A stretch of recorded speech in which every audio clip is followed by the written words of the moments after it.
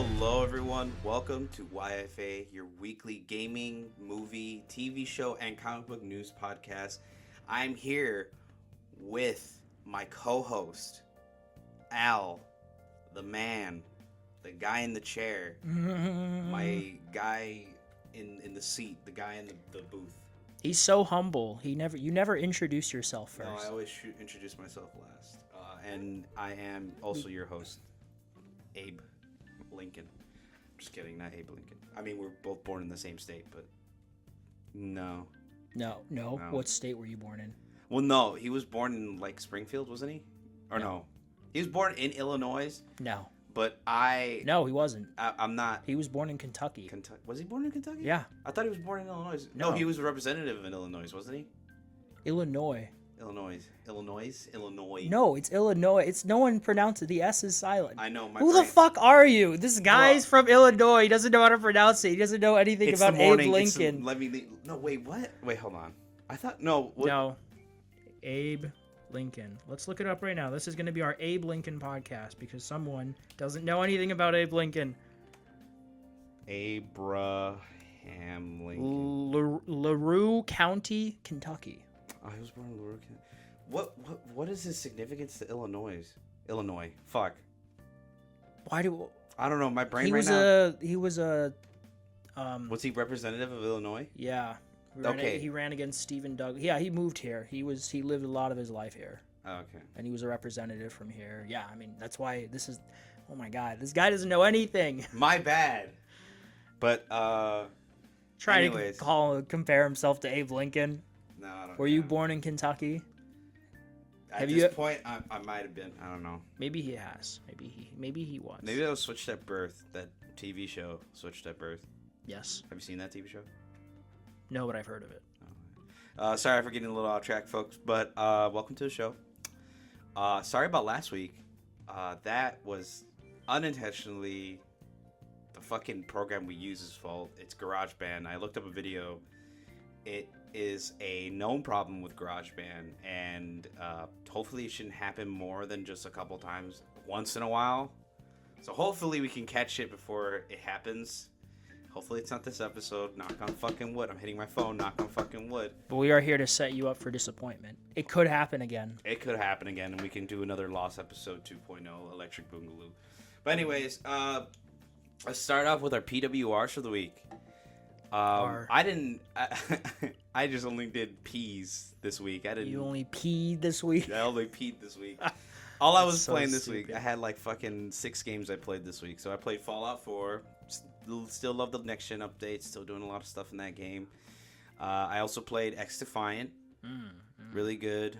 Fortnite new season, also pretty decent. I mean, skins wise, gameplay wise, it's very frustrating. Kind of like backtracking to X Defiant. I am a little frustrated with X Defiant. The latency is a little weird. Like, you'll be behind a corner and you'll still get killed because on the other player's screen, I was still out. Yeah. Yeah. So okay. That sucks still. That there's just that latency problem. Fortnite, not the same thing, but basically because they added cars, because it's like all like Mad Maxified.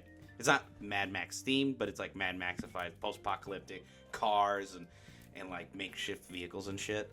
Yeah. The cars are like really overpowered. They have like thousands of health, and it's like takes so much ammo to just bring one down. They buffed some things and changed some things like yesterday, but it still isn't enough. They're still a pain in the ass to deal with. And then I played Destiny 2. Oddly enough, I'm only mad at Destiny 2 because the final shape isn't out. I'm really excited. The new prismatic. What I'm most excited about is the story and the new prismatic subclass, because it's a subclass where you can mix all the other subclasses into one. And then I played Overwatch 2. The ranked for Overwatch 2 and playing as a tank is absolute dog shit. It is the worst thing in existence. But the 2 things that I really enjoyed this week was Fallout, and lastly, Helldivers 2. Woo! Major order. We're literally destroying a planet.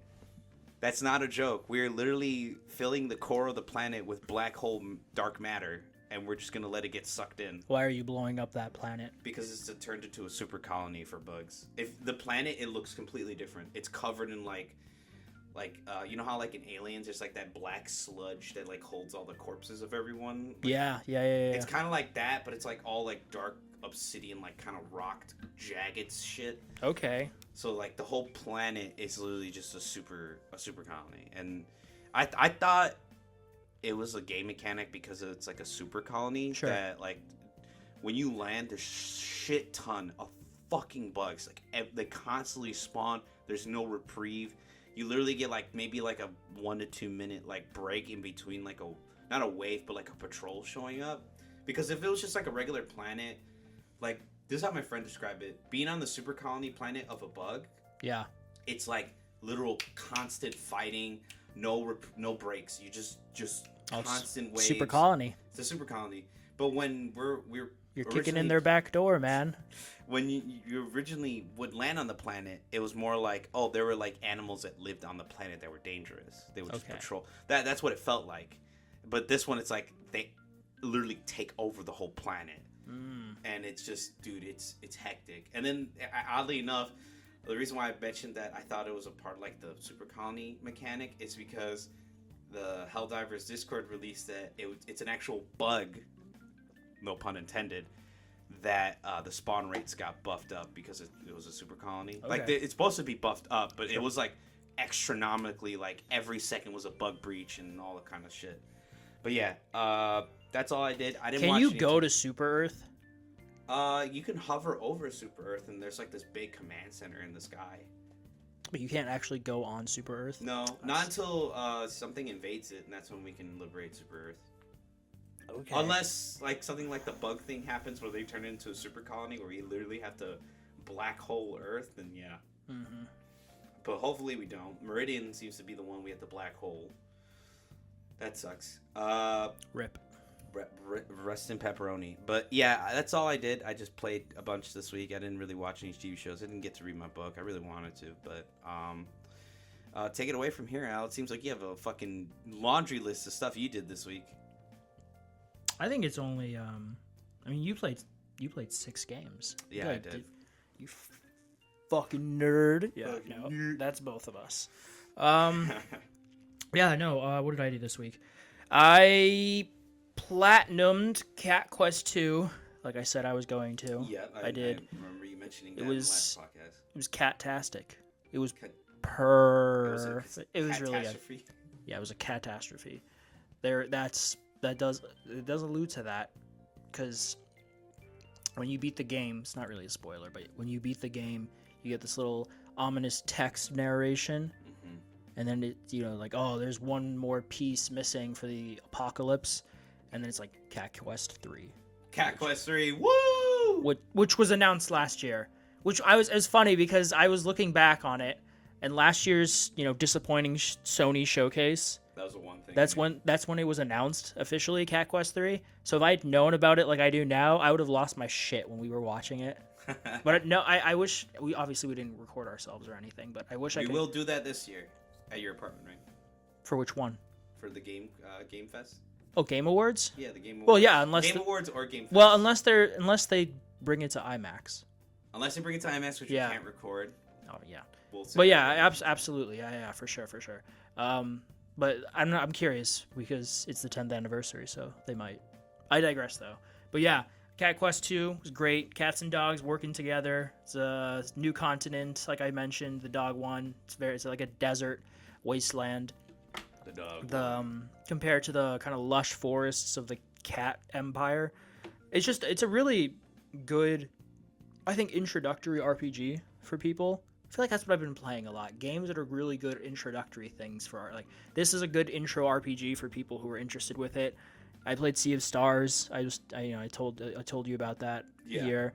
That's like a good intro for JRPGs for anyone who's never, like, I hadn't played them before, or turn-based combat, which that one was, but I have played I digress, but yeah, I love Cat Quest 2. It was an easy platinum. It took me like maybe I'd say overall it's a bit bigger than the first game. First game took me 8 hours to platinum. This one took me 10, according to PlayStation tracking and all that. Off topic, but I really wish they were more. Xbox is more specific with your tracking. Like it'll tell you days, hours, minutes. With PlayStation, it's just hours. yeah, it's hour. Yeah, exactly. It's just hours. Like, And it doesn't even like track. It tracks like you sitting in the menu as well. exactly. Which is wild. Which it shouldn't. Yeah, I'm gonna. We're definitely more PlayStation guys, but I'm gonna say Xbox has the much better tracking app. Just their app too. Yeah. Oh no, yeah, their app, the Xbox app, is way better. Yeah, it's just more. I think it's a bit friendlier UI, a bit, and then obviously there's more information. But I love Cat Quest 2. That was great. Yep. But I went from that. I went from cat versus dog and cat with dog to Tales of Iron. rat versus frog with Tales of Iron. Tales of Iron. Which is also really great. It's also, ironically, I did not have, this was just a coincidence. Again, like Cat Quest 1 and 2. Yeah. And then I look it up. Oh, there's a new one coming out this year. Great. I look up Tales of Iron. There's a new one coming out this year. Whiskers of Winter. Yeah. It's really good. I love Whiskers of Winter. I love that name. It's not open world. Well, it kind of is-ish. Like, Cat Quest. It's not, okay, it's not open world like Cat Quest or something like Skyrim. It's more like you have sections. Like so God of War. Like The Witcher. Oh, like The Witcher. Oh, okay. I thought more like God of War, where it's like kind of like linear, kind of open world. Well, it's completely side scrolling. So you go left or right, and then you go into buildings and stuff. It's rats versus frogs. It's these like old kingdom vibes. You play as a God, I'm so bad with names, but you play as the youngest son of the king. And you're selected to, because the king is old. He had saved the kingdom before. The frogs are coming. The frogs, they were defeated. Now they're coming back. King is too old to do anything about it now. So he picked an heir, you, the youngest son, and you have to prove yourself. Shit hits the fan at the very beginning of the game. Yeah. I won't spoil it too much, but shit hits the fan, and then you're just fighting against frogs, man. The combat, it's challenging. I'm not gonna say it's like, it's so cliche to say, but it's not like Dark Souls-esque or anything, like a Soulsborne, but it is a bit of a learning curve. You have to take into account the weight of weapons and armor, and that can slow you down tremendously. You have you heal with this weird yellow liquid. I think it's bug juice, actually. Petrol. I mean, it's petrol. No, I think it's bug juice, but they're rats, so it makes sense. Yeah. You have weapons, swords, spears, shields, that kind of shit. The part I'm at, it's at the beginning. You're freeing your brothers. You're the youngest brother, but you're the hero. You're freeing them. There's villages that you fight against the frogs. It's what's the art style like? I'm trying to think of something comparable.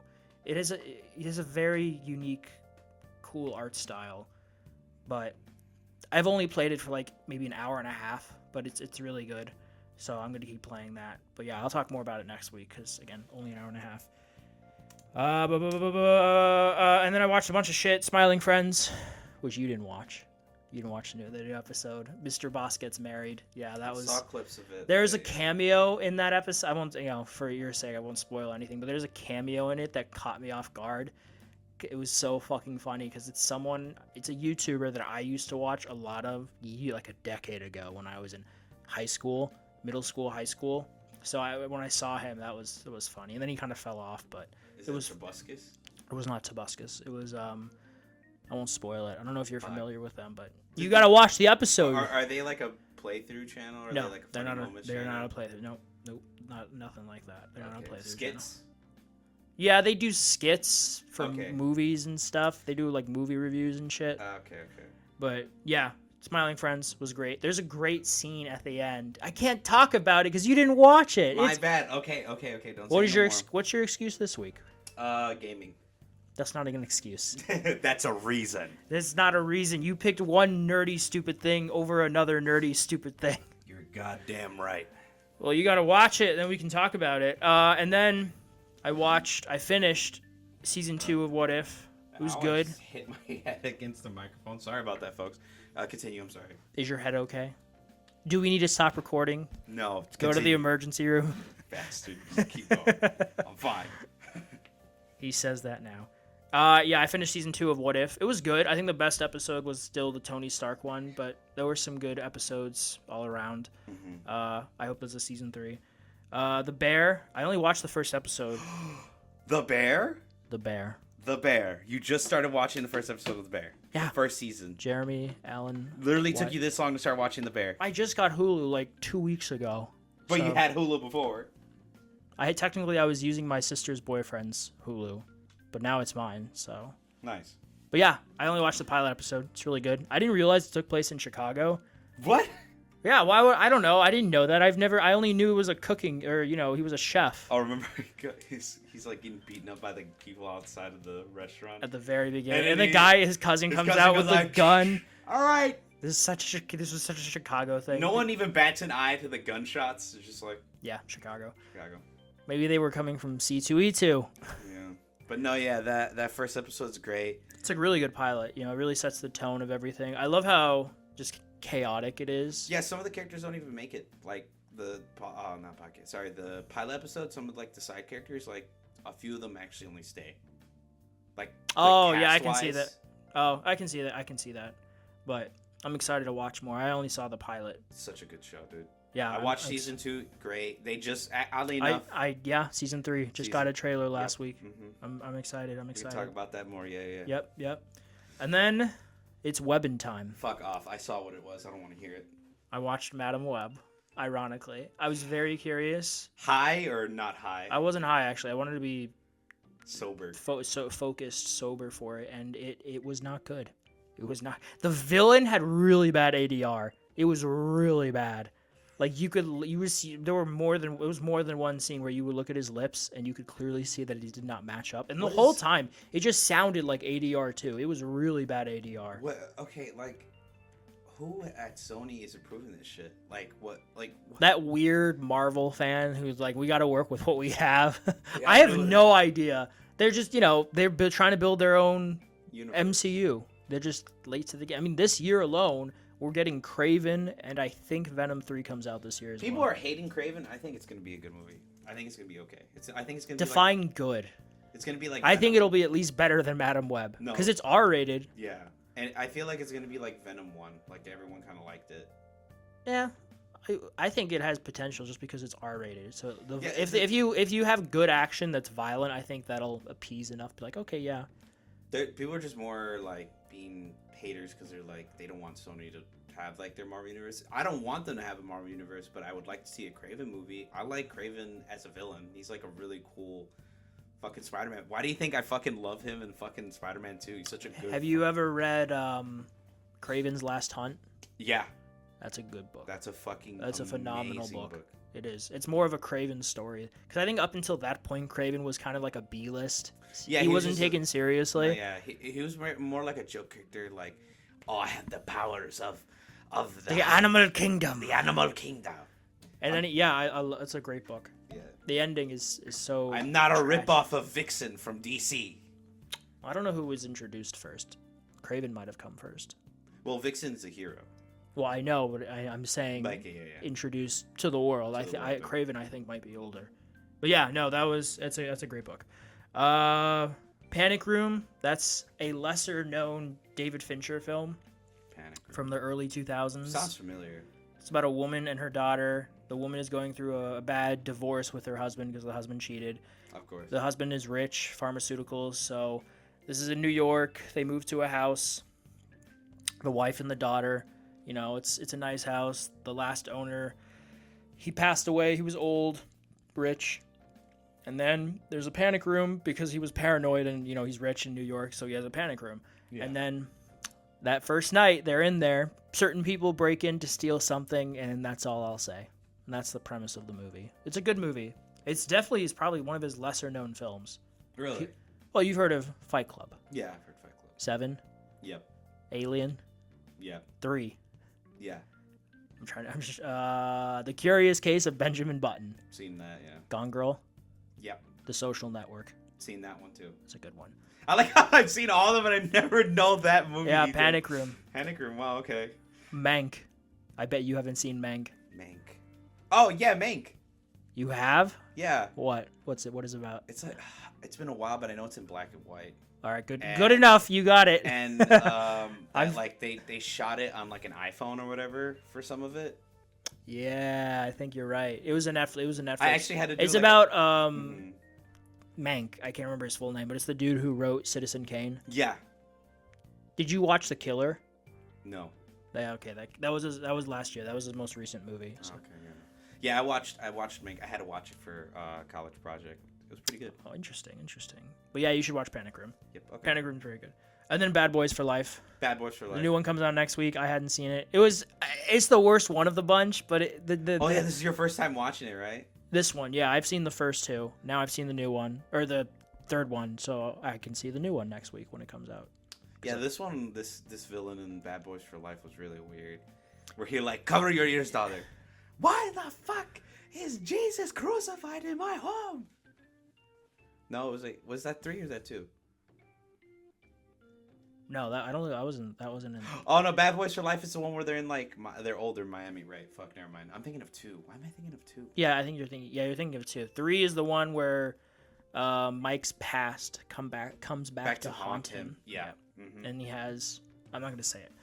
Continue. Yeah, continue. But yeah, I'm excited for the new one. It's on Hulu. It's decent. And then I kept reading The Boys. It's still edgy. The Boys. Still edgy as shit. Still Garth Ennis being an edgelord. Just sex and drugs and debauchery and all that jazz.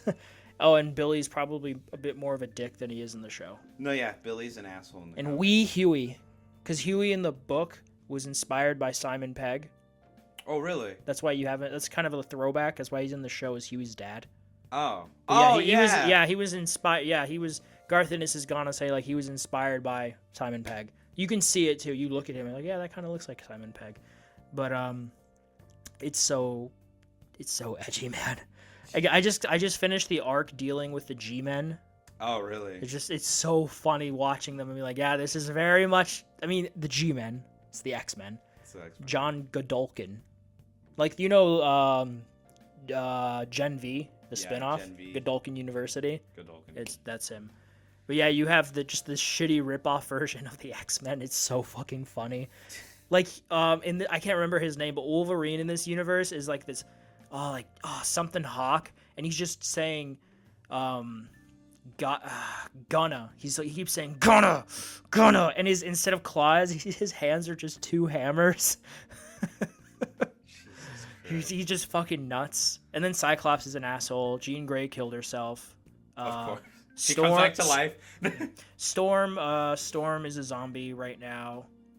Beast is just this giant hairy dude. Divine is Angel.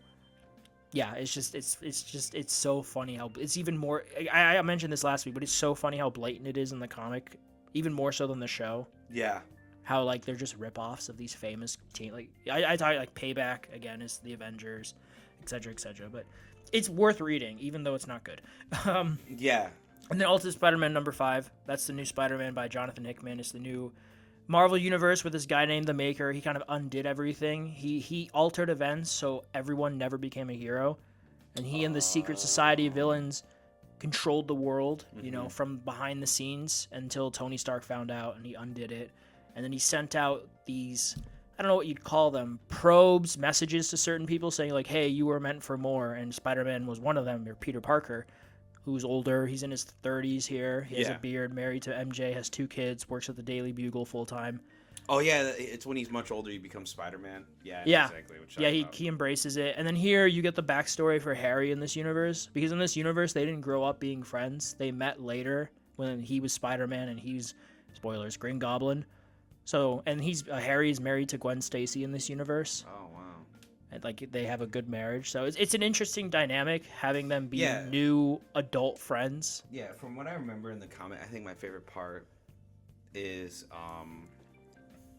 when he's Spider-Man, he has the black suit for, like it's just a black suit. It's like a kind of like a cat burglar outfit for a bit. Yeah. And then one night, like his daughter was just awake and saw him in the outfit because she was scared of Spider-Man. Yeah, and she helped him redo it to the more classic red, white, and blue. Red, white, and blue, and black. Red and black. Yeah, sorry, red, black. Yeah, there's Yep, and then that's when. Yeah, she knows, but MJ, no one else knows except Harry. Harry knows, because Harry's the green. Like Norman, spoilers.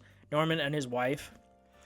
They die. They're dead. Oh, so Harry's in charge of Oscorp, and because something happened to Stark, he's also in charge of Stark Industries. Oh wow. But he's not a bad guy. He's just kind of like. It could end up that way, but right now the main antagonist is the Kingpin. Oh. So he's like who's just the anti-hero? Kingpin. Yeah, I mean he's vigilante like Peter is, because Peter is new to being Spider-Man here. You know, he's still he's not well known to the public. He's still figuring shit out. Like he fought the Shocker and he fucked up twice. It was kind of funny because he's a novice to this, and he's a bit older, so he's not as spry as he would be in teenager 20-year-old, but it's funny. It's good. I'm really into this series so far. No, yeah. Hickman's doing a good job. But yeah, I digress. That's what I did this week. Mm-hmm. That is what I did. That's all you did? Yeah. What? What? Did I miss something? No, yeah. It was a lot. I guess. Thank you for sharing. This is a bit. No, I'm just playing. This has been YFA. No. So. After going through our little PWRs, we both go on tangents about shit. Yeah. You fucking go on tangents about fucking Destiny all the time. Yes, because I thoroughly like that game, and I'm kind of sick and tired of the fucking big guys in suits fucking it up. You should go fuck them up, Abel. Just break into HQ. That's why you disguise yourself. I'm a dev. You pull a Batman Year One. When he went to not the Undercity, but the seedy side, just to get an idea of the lower side of life there. He had a scar on his face. Oh, yeah. So one distinct feature that people notice, so they don't notice the rest of you. So give yourself a fake scar, black eye or eye patch. Mm-hmm. Color your hair. Yep. Yeah. That's how they know he's one of us. The Destiny people can't get to you. Just show up missing an arm. They'll notice that. Yeah. But going right into the video game news for the week, we have a lot this week. To start off our Monday, Rainbow Six Siege taking the fattest L in gaming history because they're adding a subscription service, a new monthly subscription service. So, fuck off, Ubisoft. Fuck off, Rainbow Six Siege developers. It's kind of crazy though that game is how old is it? 6 years, 5 years at this point, and Ubisoft's games, and they're like, hey, subscription. Dude, it's so weird. for a fucking I'm here. Full price game, by the way, full price game to this day, not free to play, still full price. A game that came out years ago that was berated and literally told to be garbage. 2015. Yeah, this was 9 years ago. This game is literally garbaje when it launched. And then, Garbija. And then it did the For Honor thing. That is French for garbage. But then it made a comeback like For Honor did later down the line, where they revamped everything, they changed how everything works, and like they kind of they basically revitalized. So like For Honor, Rainbow Six Siege, you'd say had like a comeback. They had a comeback, and they did. Off topic, but do you think Skull and Bones can have that? Because it's also Ubisoft, could have that kind of comeback. If they allow you to walk around on islands and like literally probably do the bare minimum of hand-to-hand combat. The bare minimum. The bare minimum, which would the be bare. Like shit, if they ported over the Black Flag combat system and just put it in the game for you to like beat up a whole fucking crew, then yeah, I think the game would be a W. But it's a small chance for Skull and Bones, to be honest. Same thing with like any other game like Suicide Squad and anything that failed, to be honest. But basically they announced this at like a big like I think like World Championship for Rainbow Six. I'm not sure. I can't remember. They announced it at a big event, and everyone in the crowd was like, "Oh, I think is there a video here?" I think so, where they like booed the announcement. Let's see if there's audio. Oh Jesus, slow that down. Yeah, there you go. I think that's the one. He's playing the audio right now, folks. But basically, give me a moment. Basically, they like announce it, and the crowd just boos. Membership.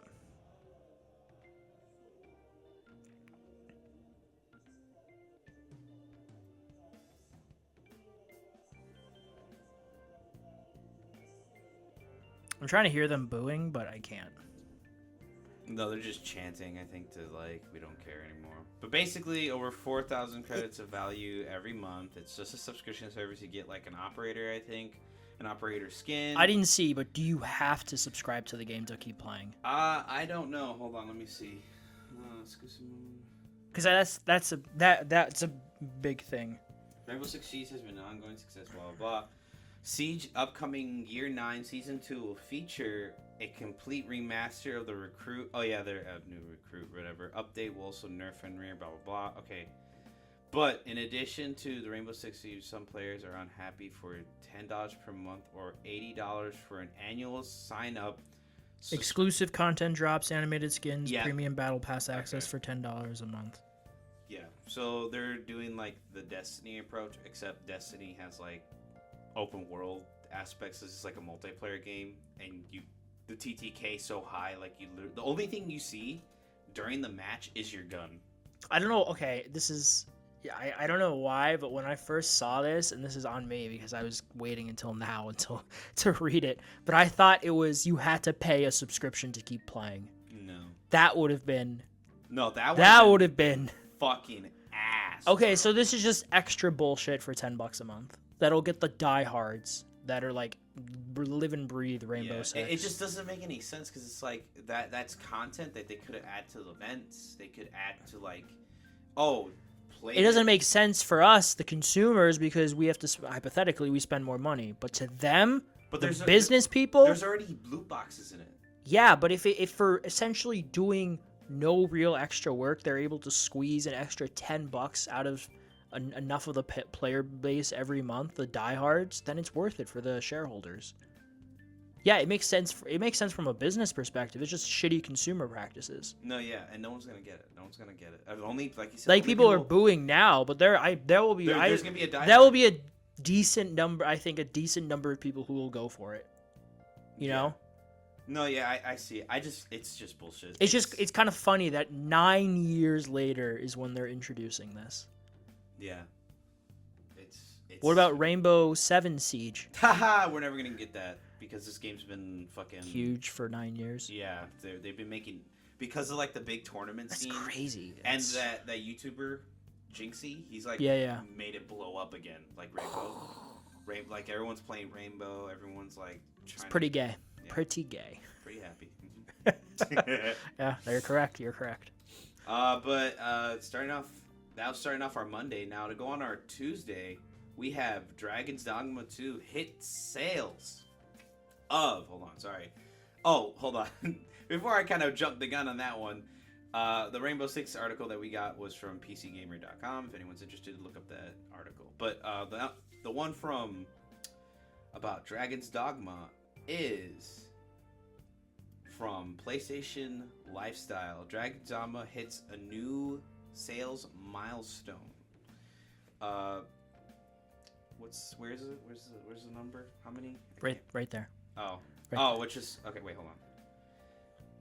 3 is the magic number for Dragon's Dogma 2 milestone sales, having racked up over 2.5 billion copies sold in the first week of release. Say that again. 2.5 million copies there sold. you go. I don't know why I said billion. I think. Could you imagine? Fucking, what would that be? Like 1/4 of the world population has bought Dragon's Dogma 2. Jesus, that'd be the most rounding success in gaming ever. Bro, I'm talking way too fast because I'm really excited to see Dragon's Dogma get its recognition because I think it's a pretty good game. Like I've seen. Did you play the first one? I played the first one. Yeah, I'm a PS3. Oh yeah, what did that run at? Like 20 frames per second. It literally people. I want to play it on. They PC. compare Dragon's Dogma to Dark Souls like a lot. I've seen that comparison. Yeah, it's hilarious. But basically, having racked up over 2.5 million copies sold in the first week of release, the game has slowed to a steady crawl in the last 2 months. But Capcom confirmed Dragon's Dogma 2 has passed 3 million copies sold. Yay! Let's go. The game. Yeah, no, it's. I know. This is not the first time we've talked about Dragon's Dogma 2 on this show. It's been a little divisive. I don't think it's rounding of a 6. I think, again, like, the first game got, what was it called? The Dark Arisen DLC? Yep. And that's when I think this game also needs that. I think it will get it eventually because it clearly it's a good game. it's just, I want to say it's successful enough for them. I don't know what the budget was, but it's weird because, like you said, it's been mixed. I've been hearing like, oh, the game doesn't run well or it's not optimized correctly. But then there's like people who are like, my PC runs it fine, like runs it perfectly fine. Like it's yeah, they have fucking $2,000 rigs. Yeah, I spent $1,600 on mine a few years ago, and it's already kind of out of date. I'm gonna get a new one pretty soon. A PC? Yeah, I have enough saved up for that. That's what I'm saying. That's why I'm gonna move stuff. What kind of PC? Or what are the? You should go to you should really go to the Micro Center. I need to look at the core processor. I want the. Okay, but are you gonna build it yourself, or are you just gonna get something? I probably want to get something. Okay, then go to the Micro Center. Yeah, I know they're all. They build them there, and then you can buy. That's what I fucking wish I had done 3 years ago. Fuck that salesman. If you're listening to this, go fuck yourself. Tricking me into buying an Alienware. Why the fuck did you buy an Alienware? I don't know. I didn't know any better. Now I do. The warranty expires next year, and I might like late next year, especially if I'm able to find a new job that pays more. I'm probably gonna invest in a new PC. Just like start anew. I know the general is you kind of update parts as the years go by. You don't overhaul the whole thing, but I have a factory built Alienware with it's good specs.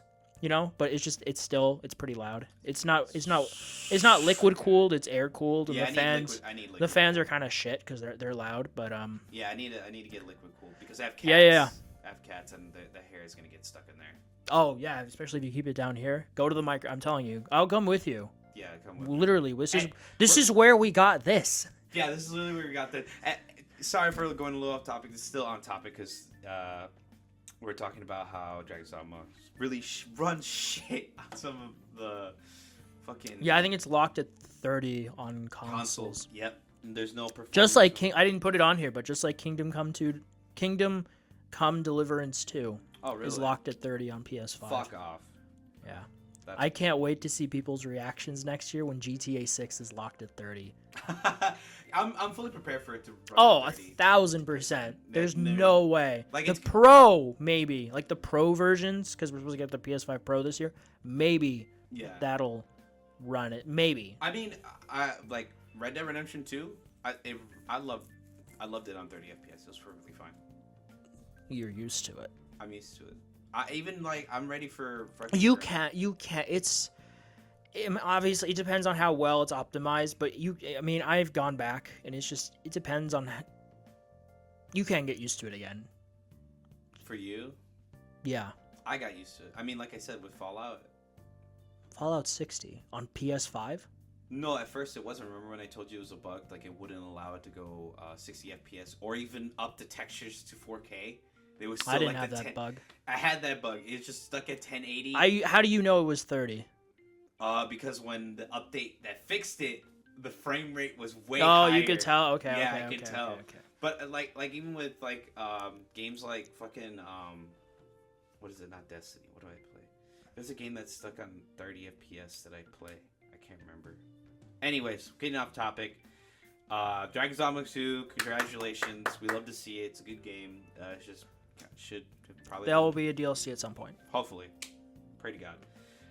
And then, also on Tuesday, Black Ops 6 trailer and Game Pass was revealed. This is an article by Polygon, I believe. Yes, Polygon.com. Comes with the uncanny Bill Clinton and George Bush little teaser video that Did you watch it? Yeah, I watched it too. Yeah, it was Bill Clinton, George Bush, Saddam Hussein at the end. Yeah, Saddam Hussein. Margaret Thatcher, Colin Powell. I think one other person. Isn't Margaret Thatcher still alive? No, she's dead. Oh no, she passed away. Yeah, right. No. Margaret Thatcher is dead. She died quite a few years ago. Okay, yeah. I don't know why I thought she was alive. Yeah, it was just very uncanny looking characters of them, but they were in the dark, so they look fine. For AI, honestly, I thought they looked okay. Yeah, voice acting wise, pretty good. Yeah, it was a pretty good Bill Clinton impression. Yeah, pretty good Bill Clinton impression. But yeah, Black Ops 6, folks. This isn't no joke. This isn't like Black Ops Gulf War or any subtitle. It's literally just Black Ops 6. Are you gonna get it? I'll see the reviews first. I'm gonna wait until it inevitably. There's a copy at my local library, and then I'll borrow it so I can play the campaign, and that's all I care for shit about. I'm that weird. I'm that weird guy. I like. Oh yeah, of course. I That's play fair. campaign and zombies mostly. Multiplayer is like if the multiplayer is good. Sure. Yeah. Yeah, I'm just that weird guy that only cares about the campaign for COD. No, that was me. That was me like years ago, and then I like played zombies, and that's when I love zombies and the campaign now. Yeah. No, yeah.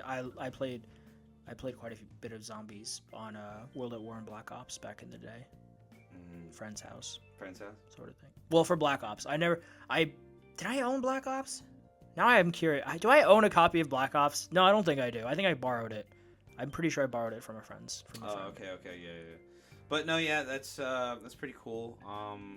Day one Game Pass. Day one Game Pass, yeah. Just a little FYI, if you didn't know, they're owned by Microsoft, so they're gonna put it on Game Pass, which is actually a huge, like, whoa. Oh, there's a list. Yeah, it's Bill Clinton, George Bush, Colin Powell, Margaret Thatcher, and Saddam Hussein. Yeah. Okay, that was all of them. But like really think about it. Like all the stuff like Black Ops, like during the Vietnam, like because you know how Black Ops 1 was like during like the Vietnam War / Cold War era, which was like, was it the 70s and 60s? No, right? What? When was Vietnam? It was like, oh, the Vietnam was I think it started in the late 50s. It went until the 70s. Yeah, okay, so 70, it was like 50s, 70s, right? 50s, 60s, 70s, yeah. Yeah. So that's when the first Black Ops takes place, and that was maybe like 2030, well, actually 2030, when did it come out? It was like 2010. 2010, so like, no, not 16. 14 years ago, right? Yeah. Now this is taking place in the 90s, which is now... Oh, are you saying... Now this is our Black Ops. Like sooner or later, they're gonna make like a Black Ops game about the Afghan War. Oh yeah. Yeah, and it's gonna be called Black Ops 7 or something, and it's gonna be like fucking like think about that, like shit that we grew up that was like modern warfare is now it's gonna be Black Ops, like 2007, man. That was modern warfare back then. Yeah, it's not now. It's not now. Nope. Modern warfare is completely different. That's why like a lot of the modern warfare games are like based in Russia, because we're fighting Russia right now. We're not fighting Russia. We're helping Ukraine fight Russia. Yeah. That's going to be a Call of Duty game one day. Yep. 1,000%. You're going to play as a Ukrainian freedom fighter. Yep, dude. It's either writing. There's going to be a scene with I was going to say Emily. Captain Price the Third. No, yeah. The president. I can picture him. I'm so bad with names. Whatever. Vladimir Putin.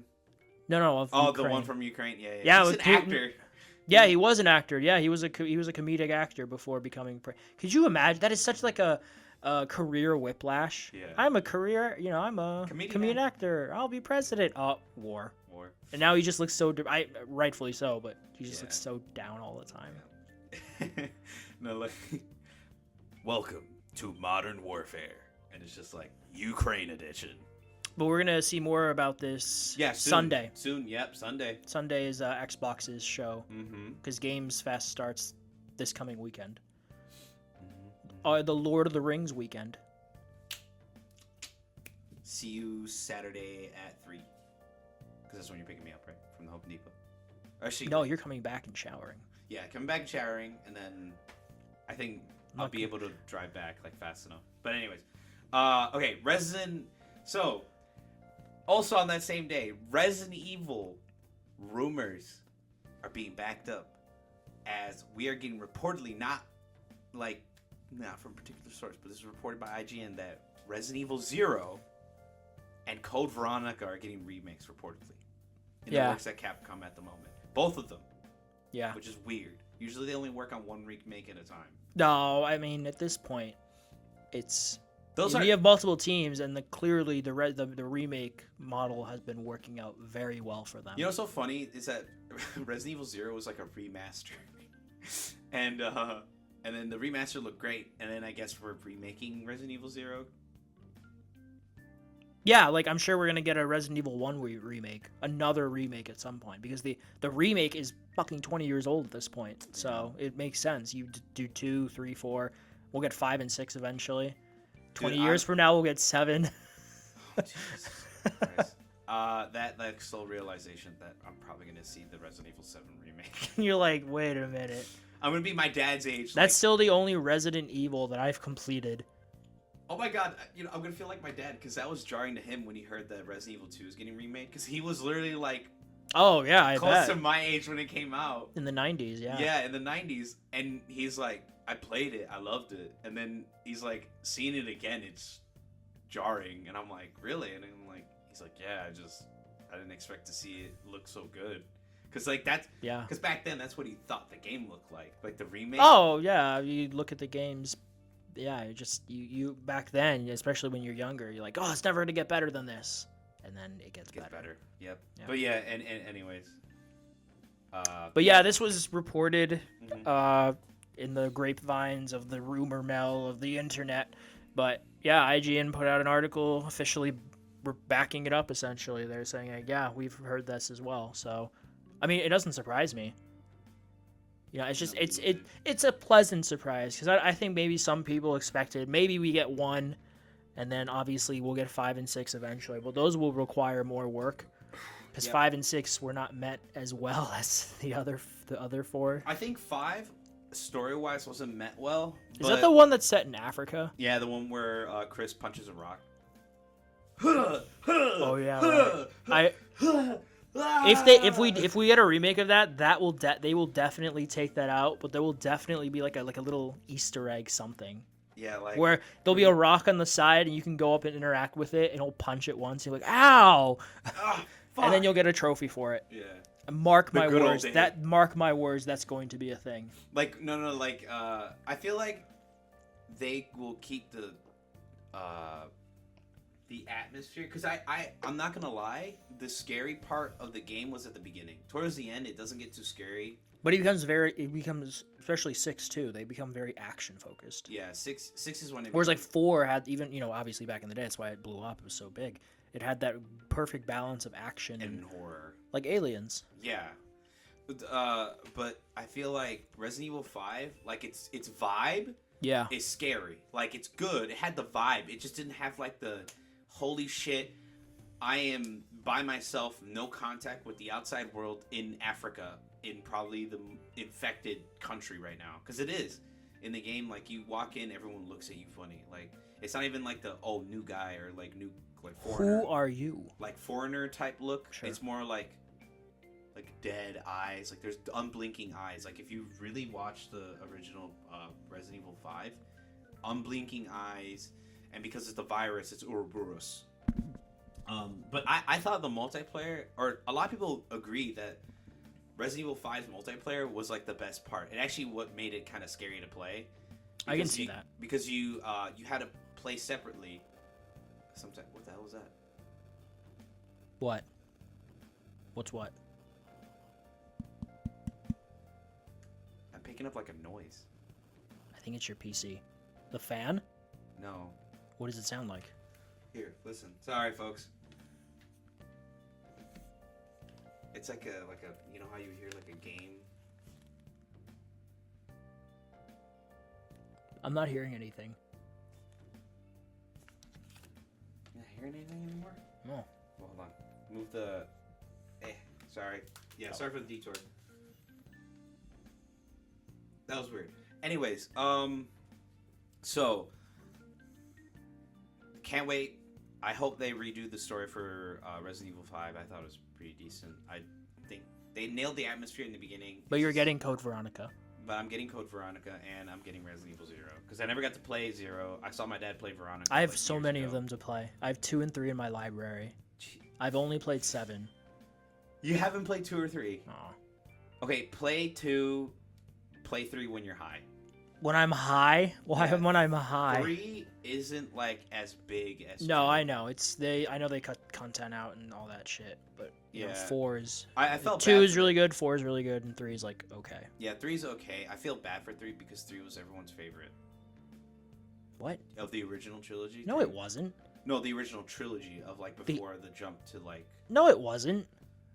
Yeah, everyone liked being chased by Nemesis and like the whole like. No. What? No, it wasn't. Are you kidding? No, 2 and 4 are much bigger than 3 ever was. Oh no! I'm talking about like the whole point 3 was like memorialized was because of Nemesis. Well, you get chased by Mr. X in 2. In 2, but like Nemesis, like the Nemesis was just a reskinned Mr. X.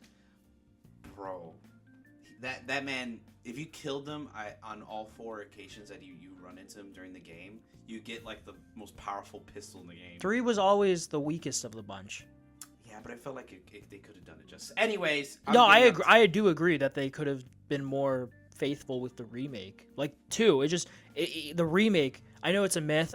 That 3 was originally meant to be DLC for 2 back in the day. It's not true, but this one very much felt like that myth because it felt like DLC for 2 remake. Yeah. So, but when do you think these get announced? I'm gonna say this year. I think this year. I think early next year. If we get a September showcase, that still I was thinking about this because this was a state of play and our rumor was a summer showcase. If this happens in August or early September, still technically summer. So we would still be right, technically. Technically, yeah, by technically. But I think if we get a showcase, then I think we get something Resident Evil because Capcom loves showing up at Sony's events. Oh no, yeah, they're like Resident Evil 2 was announced at a Where's My Dead Rising 2019 E3. No, I'm sorry, 2018 E3. That was the weird one where they had this weird show. They made the audience move to another room. Yeah. They highlighted Last of Us Part 2, Ghost of Tsushima, Death Stranding, and Spider-Man. And then this thing. Control and Resident Evil 2 were revealed. Yeah, the rat trailer. That was Resident Evil 2. Yeah. That was Sony's last E3. Yeah. No, I lied. I lied. It was 2019 was their last E3. No, I'm lying again. Were they at E3 in 2019? No, I don't remember. I would have remembered. Anyways, we're getting a little off topic. We are getting off topic.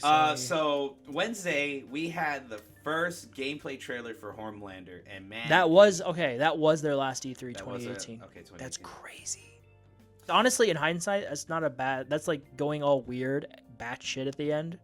That's honestly not a bad final E3. That's not a bad final E3. Like knowing how those games turned out. Oh yeah, no.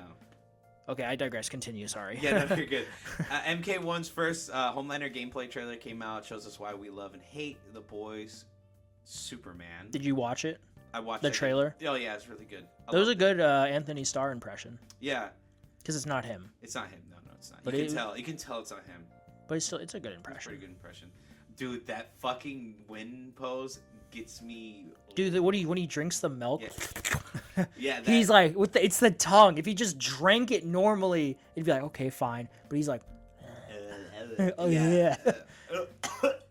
Anyways, this is an article by Polygon. They basically go over like how much they hate or whatever, hate the boys as supervillain. But anyways, he looks pretty cool. His combat seems to be very like zone grapple heavy. Mm-hmm. Omni-Man is more of like a grapple character. He's not a zone character. He's a bruiser. In the game when you play as him, he's very like in your face. Do you think Homelander's very like half? Do you think they're distinct enough? Yeah. Oh, wait. Yeah. That's the thing about them, about NetherRealm, is that they'll take people with practically the same power sets and make them feel distinct enough. Oh no, yeah. Like Superman and Supergirl in Injustice 2. Oh yeah. In the first Injustice, you had Superman and General Zod. They have the exact same power set, but they feel very, different enough to play. Different, yeah. Zod's walking around. He's like, kneel before me. That was such a weird design for Zod. I'm going off topic, but that was a weird. He had the goggles. He was bald. It was a weird design for Zod. And then they put in the Man of Steel skin, and that one made sense. Oh yeah, the Man of Steel skins. Yep, because that game came out in 2013. Yep. But yeah, I watched the trailer too, and as someone who has never played MK1, it looks cool. Yeah, he's great. He like I said, he's different from Omni-Man. Omni-Man's like a bruiser. He's very up in your face, rushdown character. There you go. I was trying to look for the term. And Homelander's like a mix of grapple and zoning. He just he does a lot of like grab moves. And he does a lot of counter, but he mostly like uses his laser eyes to zone you out. So he might be annoying to fight against, but probably to play as, he's probably pretty fun. Because one thing, like if you don't know the show, Homelander is very much inexperienced at fighting, so he just kind of overpowers using his own strength. Yeah, because he never has to fight anyone on his power. Well, he didn't until The Boys. The Boys, yeah. Like in Season 3 when he fights against Soldier Boy and jacked up... Huey. Not Huey. Not Huey. The Butcher. Butcher. Why did I forget his name? Me too. I've been reading the comic, and it just completely escaped me for a moment. Yeah. But... Season 4 this month. Season 4, yep. That's And probably I don't why, have Prime anymore. That's probably why they fucking showed off fucking the gameplay already. Well, he's gonna come out soon anyway. Do you think we'll get another battle pack with like more characters after Homelander in this game or no? We still have Takeda, so one more character, and then we'll probably get like a teaser trailer for like the next battle pack. Because this is a big. Well, how many did MK11 have? MK11 had, I believe, had 3 fighter packs. Was MK11 that was horror, right?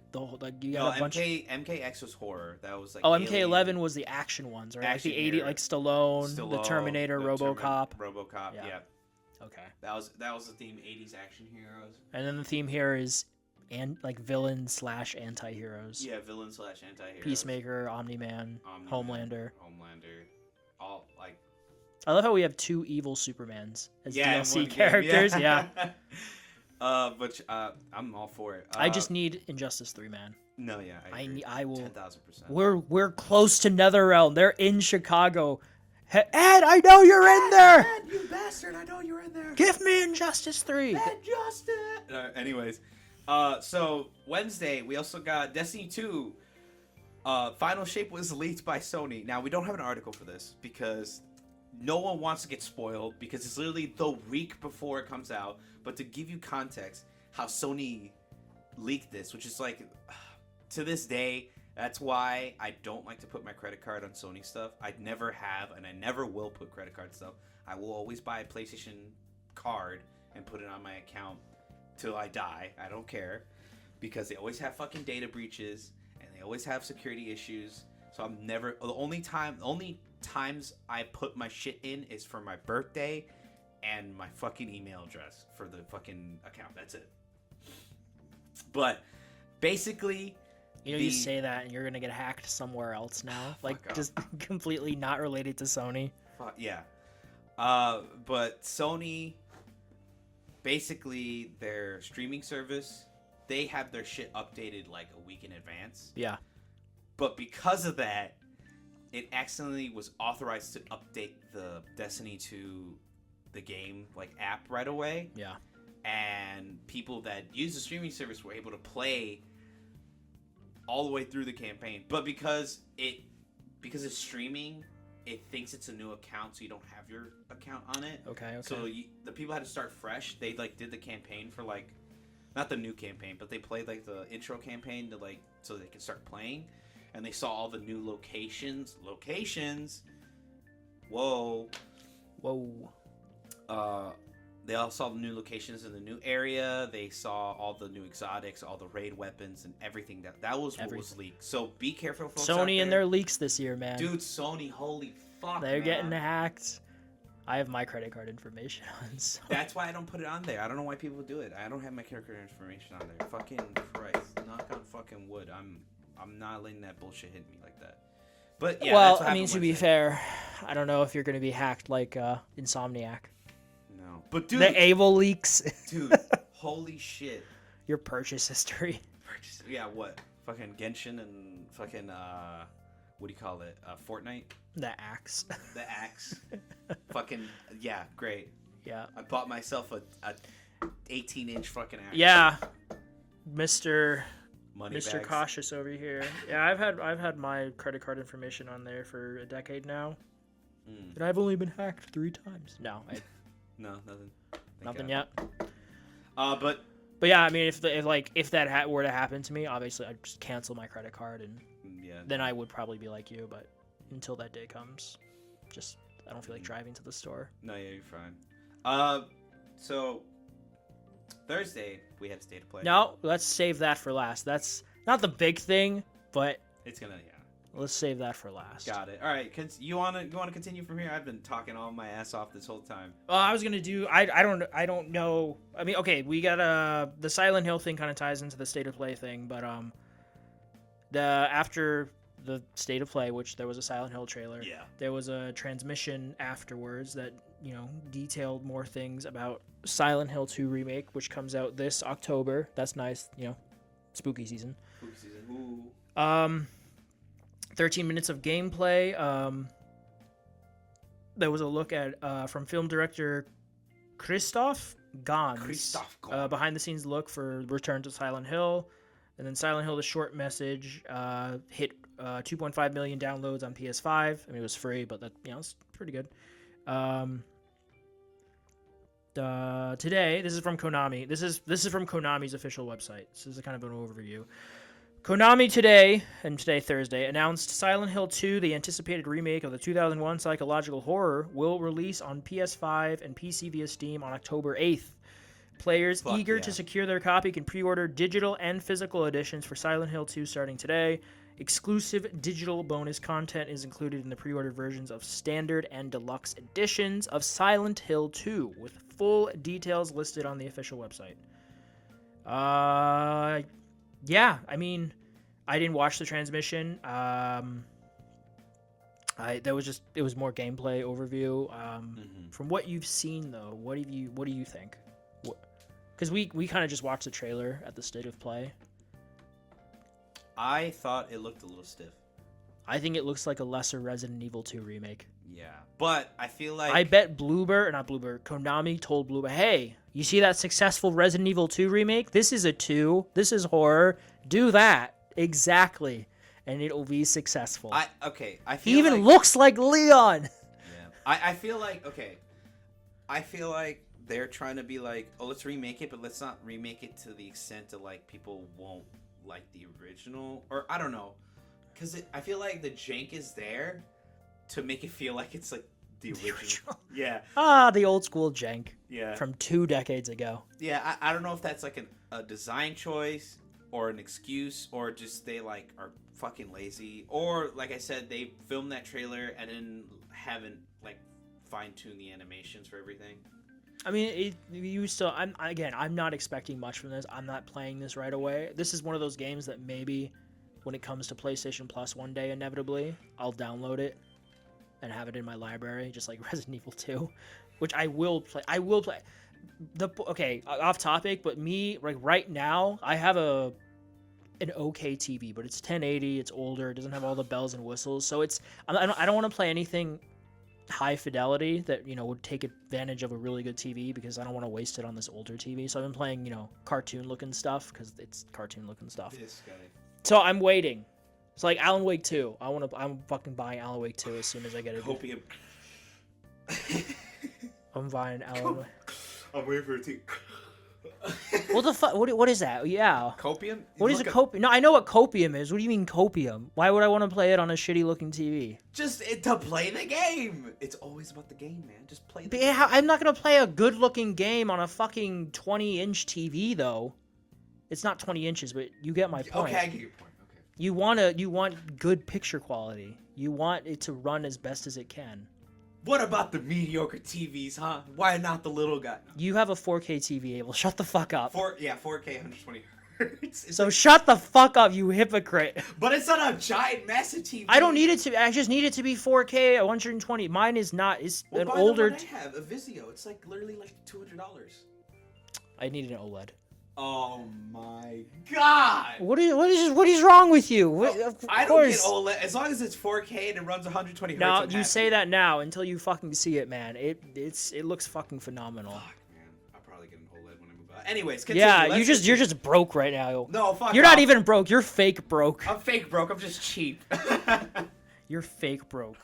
Yeah. Actually, okay, but yeah, Silent Hill 2. Silent Hill 2. I think it's gonna be like a 7 out of 10. On average. Yeah, probably. Okay. And then that same day, we got an Ubisoft Forward confirmed for June 10th. June 10th is coming up, ladies and gentlemen. That is not tomorrow. Tomorrow is Monday the 3rd, as of the recording of time of this recording. Yep. So it's a week from tomorrow. Mm-hmm. Monday, yay. Woo! Because next Sunday is Xbox's event, and Friday is the official start of Summer Game Fest, and I think that Nintendo has something at some point. So, man, we gotta go to those things. We gotta get high enough on the pedigree of this, so we are invited to this shit. Yeah, I can't wait until we are. That's gonna be such a blast. But yeah, Star Wars Outlaws confirmed to show up. Assassin's Creed Red. I want to say one other game. I'm genuinely very excited for both of those because I know Ubisoft has their Ubisoft Open Worlds, but when I'm in the mood for one of those games, I get really into them. Mm-hmm. I love. We've talked about this. I love all the Assassin's Creeds to varying degrees. I really want to play Avatar. That looks, again, I'm waiting for the TV.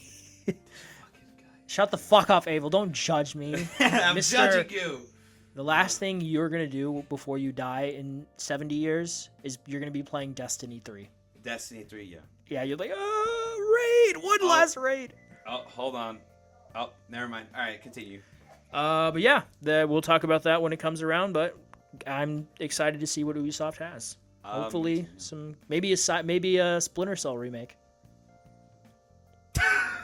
Yeah, sure. Well, they have confirmed they are working on it. So. Yeah, I know that. But it won't be there. It won't be there,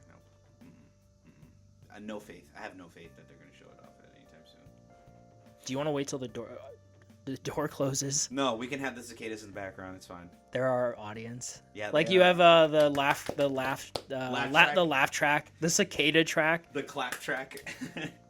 And then the two things on Friday, starting with Toys for Bob signing a deal with Xbox.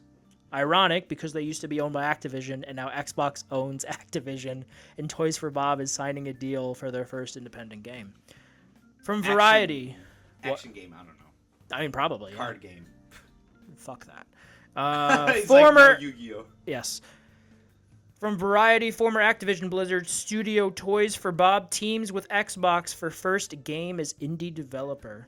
Former Activision Blizzard studio Toys for Bob, the maker of games including Spyro, Crash Bandicoot, and Skylanders, is teaming up with Xbox for its first game after striking out as an indie developer. Activision purchased Toys for Bob in 2005, following Microsoft closing its $69 billion deal acquisition of Activision Blizzard last fall and making multiple cuts and changes across divisions. The Paul Yan and Avery Lodato run Toys for Bob became an independent studio February 29th. I'm sorry. What? I feel like Microsoft has made literally the worst decisions this past year. This past decade. Buying all those studios sounded good at first. It's like, okay, they're going to make their money's This worth. is how this Steam is just the chill guy in the corner. No, yeah, vibing. Doing its own thing, smoking weed, vibing, the cool guy. Well, Nintendo is the guy in the other corner who's smoking a little more than weed, if you know what I mean. Yeah. But it's working out for him. Sony is the guy in the other corner who just likes to shoot themselves in the foot a lot. Once in a while, yeah. Yeah, in the foot. They're like, I'm going to shoot these feet. Yeah. Like Tarantino with the camera. And then Xbox is the guy in the other corner who's like, hey, I have a penis. Time to shoot it off many times. Every time. Dude, like, oh my God. That's why I say Sony loves shooting themselves in the foot. Microsoft Xbox loves shooting themselves in the dick. Yeah. And this a good analogy you use for Steam. Because they kind of just do their own thing. They're not just even that. They're lazy. They haven't done anything with Team Fortress in like years. Because, ka-ching. Yeah, because they do like small little microtransaction updates. That's all they do. Well, that Steam just, Valve, Steam, they just make so much money off of Steam. That game has like 300. And then every once in a while they'll come out with like a Half-Life Alyx and it'll be fucking amazing. And they're like, all right, peace, guys. But it's like it's baffling because Team Fortress has shown that they have live player counts like every day. I know. Yeah. 100K, 200K players close to mostly every day. No, I know. Absolutely. That still play it. So it's like games like Overwatch can probably break 5K right now because of the state of the game right now. But like Team Fortress, decade-old game. Fucking people love it. Well, go complain to Gabe. Gabe! Instead of Zeus. But it's the philosophy at Steam that like work on anything, guys. Chill. That's pretty much the weed guy, the chill that doesn't have a lot of responsibilities, weed guy. But everyone likes him. What were we talking about? We're talking about this. Just a quote from them. We're still very early in development, so you might not hear from us for a bit. Yeah, that's an understatement. Games take forever now. But know that we're working hard on an experience we're so inspired about. The official Toys for Bob account wrote on Twitter. I refuse to say X. Can't wait to share more.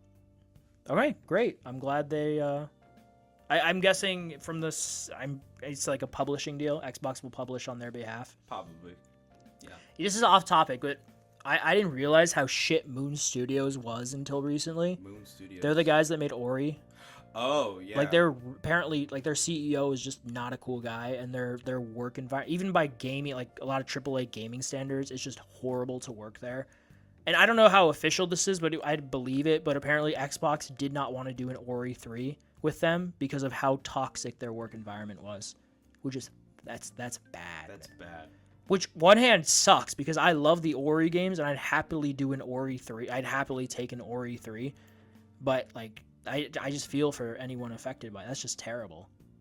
Fuck that, man. Fuck anyone who makes a work environment unnecessarily just shit. So because of bad your that- own your ego, your mood swings, your temper. Whatever, Yeah. Whatever it can. Fuck that guy. But, you know, I'm happy for Toys for Bob. I'm happy they're striking out, making deals, making that money. I'm excited to see what they do next because I love the Crash, the Crash games recently. I still need to play Spyro Reignited. Have you played the Spyro trilogy? No, never got to play the Reignited trilogy. Yeah, same. I will eventually. I will, yeah. And then we were wrong. This goes as an X on our bet sheet, on our prediction sheet. Little Nightmares 3, it was announced this past week, according to IGN and multiple other sources, delayed to 2025. Fuck off, man. Damn. That game looks so good. Why did it be delayed again? Are you going to play this with your girlfriend? Possibly. Oh, hey, Kiyoshi. Yes, Kiyoshi wants to play with you. Well, if she won't play with you, I'll play with you. Yeah. Because you fuckers never played It Takes Two. Oh, my bad. My bad. No, you're not your bad. You don't care. He doesn't care, ladies and That's gentlemen. crazy. He doesn't care. I digress. This comes from them. The teams at Supermassive Games and Bandai Namco Europe have been working hard towards delivering the best experience possible for the next entry in the franchise, the Little Nightmares development team said. As much as we can't wait for you to return to the nowhere, we also want to make sure we give the game the care and love it deserves. Quality is a top priority for us, and we know that you feel the same way. For this reason, we've made the decision to shift the release of the game to 2025. Early 2025? Just says 2025. Fuck, man. While this comes as sad news to those looking forward to the third game in the spooky stealth and adventure franchise, the announcement revealed more information on it coming later in summer 2024. In the meantime, we'd like to thank you for your patience and ongoing support. Okay, cool. Yeah. New characters, Low and Alone. Low and alone. That's how I feel. Low and Alone. Low and alone. I'm excited. It's a different development team. I'm curious to see if, with the co-op aspect, if they're able to retain those vibes of the first two games, because I love those games so much. But I'm excited. I'm looking forward to this game. Yeah, I take your time. There's not. I'm griefing, man.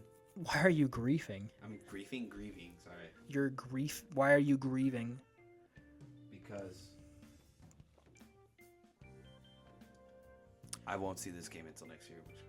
You have so much to play. Shut up, Abel. I want Little Nightmares. You play so much other bullshit. You don't have time for this. Yes, you don't have I time do. for this bullshit. You got to focus on your other bullshit. I got Little Nightmares. Helldivers can wait when I want. We'll get it. And then to save it for the end of our video game segment, Thursday, Sony had its second State of Play for 2024. This comes from the PlayStation blog. This is everything that was revealed at this State of Play. We're going to go over it, and then, Abel and I will give our overall impressions of the show. We watched it live on Thursday. Mid. Okay, yeah, mid. Let's start with everything that was revealed. We'll save the best thing for last. No, yeah. Concord was revealed. This is a... Oh, it doesn't give a description here. God damn it. Oh, no, yes, it does. It's a 5v5 character-driven first-person multiplayer shooter. A beta is planned for later this year, followed by Concord's global launch on PS5 and PC August 23rd this year. So pretty close. What did you think? You're the multiplayer man, the MPM. It looks to be like a 7.6 out of 10. Are you gonna play the beta? I don't know. It's cool. it's a team shooter, but I like the characters designs and like the whole like sci-fi kind of feel. Yeah, I did too. But it's like, that's what you think, Yoshi, too, huh, buddy? I think you should. I'm curious to see how it handles. It could be one of those things where, like, looking at it, it's like, but when you get your hands on it, because it's one thing to watch something, it's another thing to play it. So if it's an open beta, I'll play it with you. Okay. Here, hold on. Small intermission. I need to go turn on the faucet for my cat because she's giving me a hard time. What? That's kind of funny, though. His cat, Kiyoshi, is thirsty. Yeah, and she only drinks sink water, which is weird. But anyways, let's continue the show. But yeah, I'll play it with you. Okay, yeah. Then God of War Ragnarok was announced for the PC with a bunch of fancy PC features, widescreen, unlocked frame. I think it was unlocked frame rates, all the bells and whistles. Secret DLC. No, September 19th. This also, it comes with the Valhalla DLC. Yeah, great, awesome. Yeah, pretty good. Yeah. Until Dawn remake got a trailer along with a. Did it get a release date? You didn't put it here. Shit. I don't know. I need to. Okay, whatever. It's coming out eventually. It might be. I think it's this year. It's just not saying it in the description.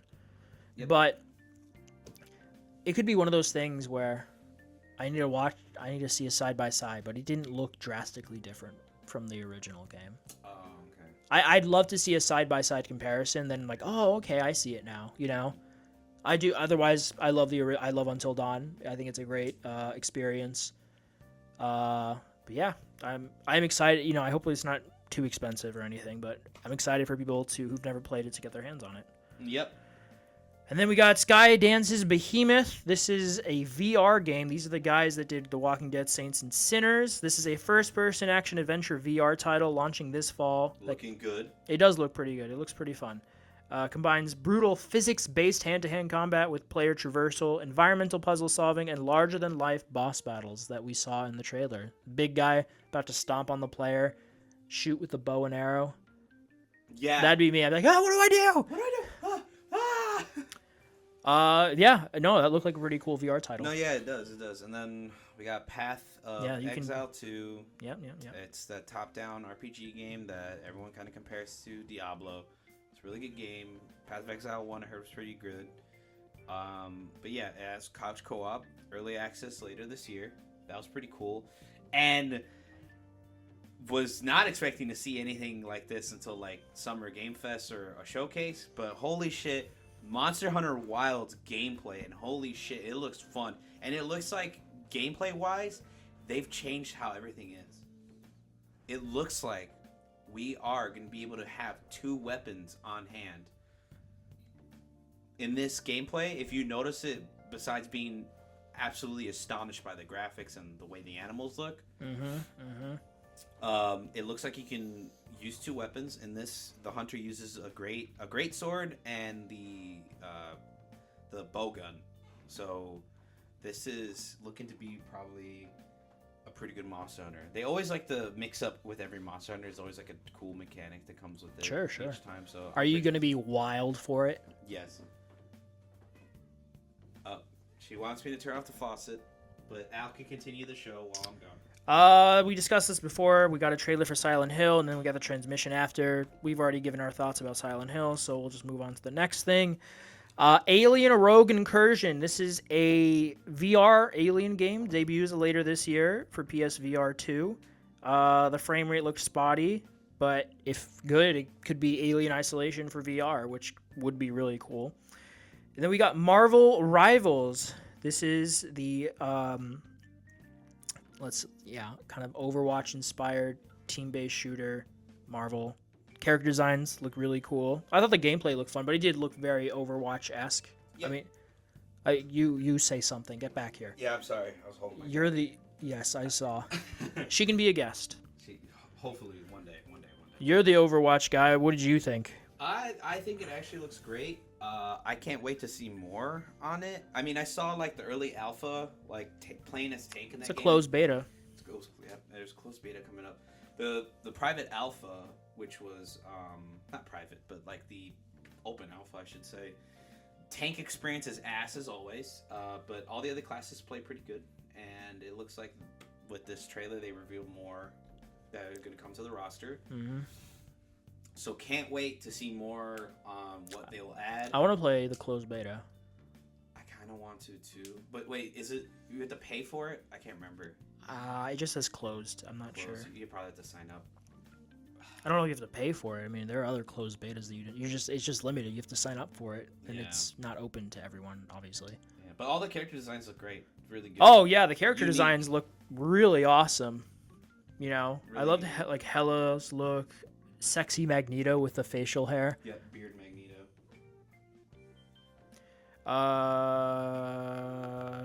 Then we got a new Dynasty Warriors. Dynasty Warriors Origins. Yeah, I knew it was a Dynasty Warriors as soon as I saw like a bunch of characters with the same color. And then slashing away. Yeah, the big slashes of like enemies at once. So yeah, this looks to be a cool Dynasty Warriors game. Probably like a reboot because it doesn't have a number next to it. It just says Origins. Maybe just prequel. Reboot. Yeah, you're probably a pre-boot. A pre-boot, yeah. Trademark. It's trademarked. No one else can use it. We're using the phrase pre-boot. Pre-boot.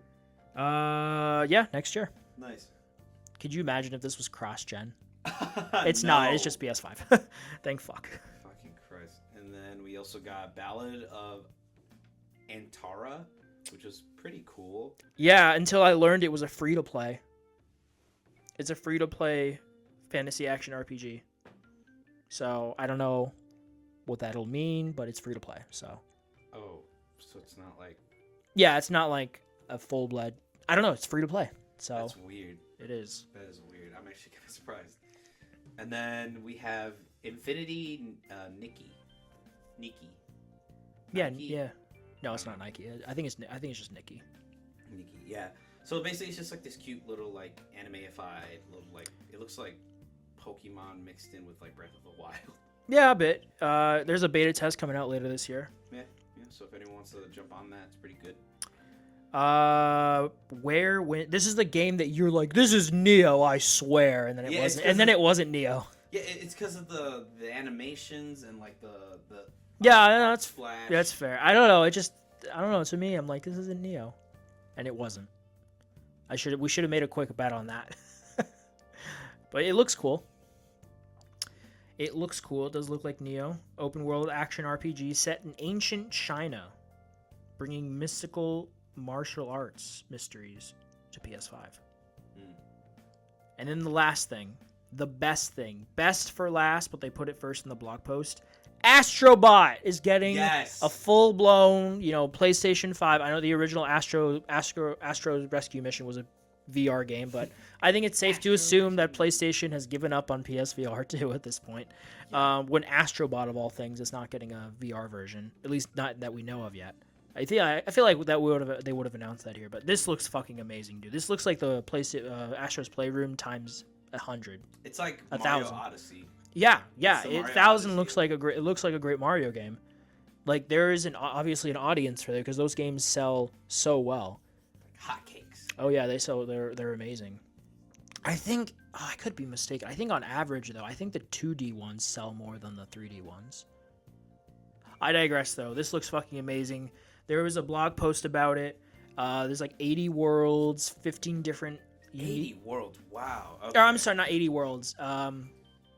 80 levels. 80 levels. Still, that's a lot. There's 6 different galaxies, and your Astro is looking for his companions, like Kratos, Nate, Astro Nate, Astro Kratos.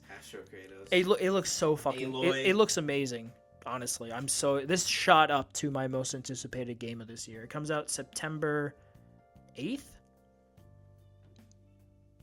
Yeah, there's a blog post from PlayStation. It's just 15 unique and new abilities offering unique play styles. I can't wait to see how the handles and the when you're using the DualSense. Oh yeah, it's gonna be so good, man. That rocket section is gonna be amazing. My 3 anticipated games now are all like cartoonish. It's this, Cat Quest 3, and Tales of Iron 2 are my 3 most anticipated games for this year. Unless something else is announced next week that I don't know about. And then number 4 is probably Indie. I digress. But this is a day 1 buy for me. I don't know about you, but I'm fucking buying this day 1. Probably for a sale. I mean, I never got to really dive deep into Astro's Playroom. I played like 10 minutes of it. The fuck is wrong with you? I'm sorry. I wanted to download my other games, and they took actually pretty quickly to download to my PlayStation. Dude, you need to play Astro's Playroom. Anyone who has a PS5 should play all of Astro. It's such a good tech demo.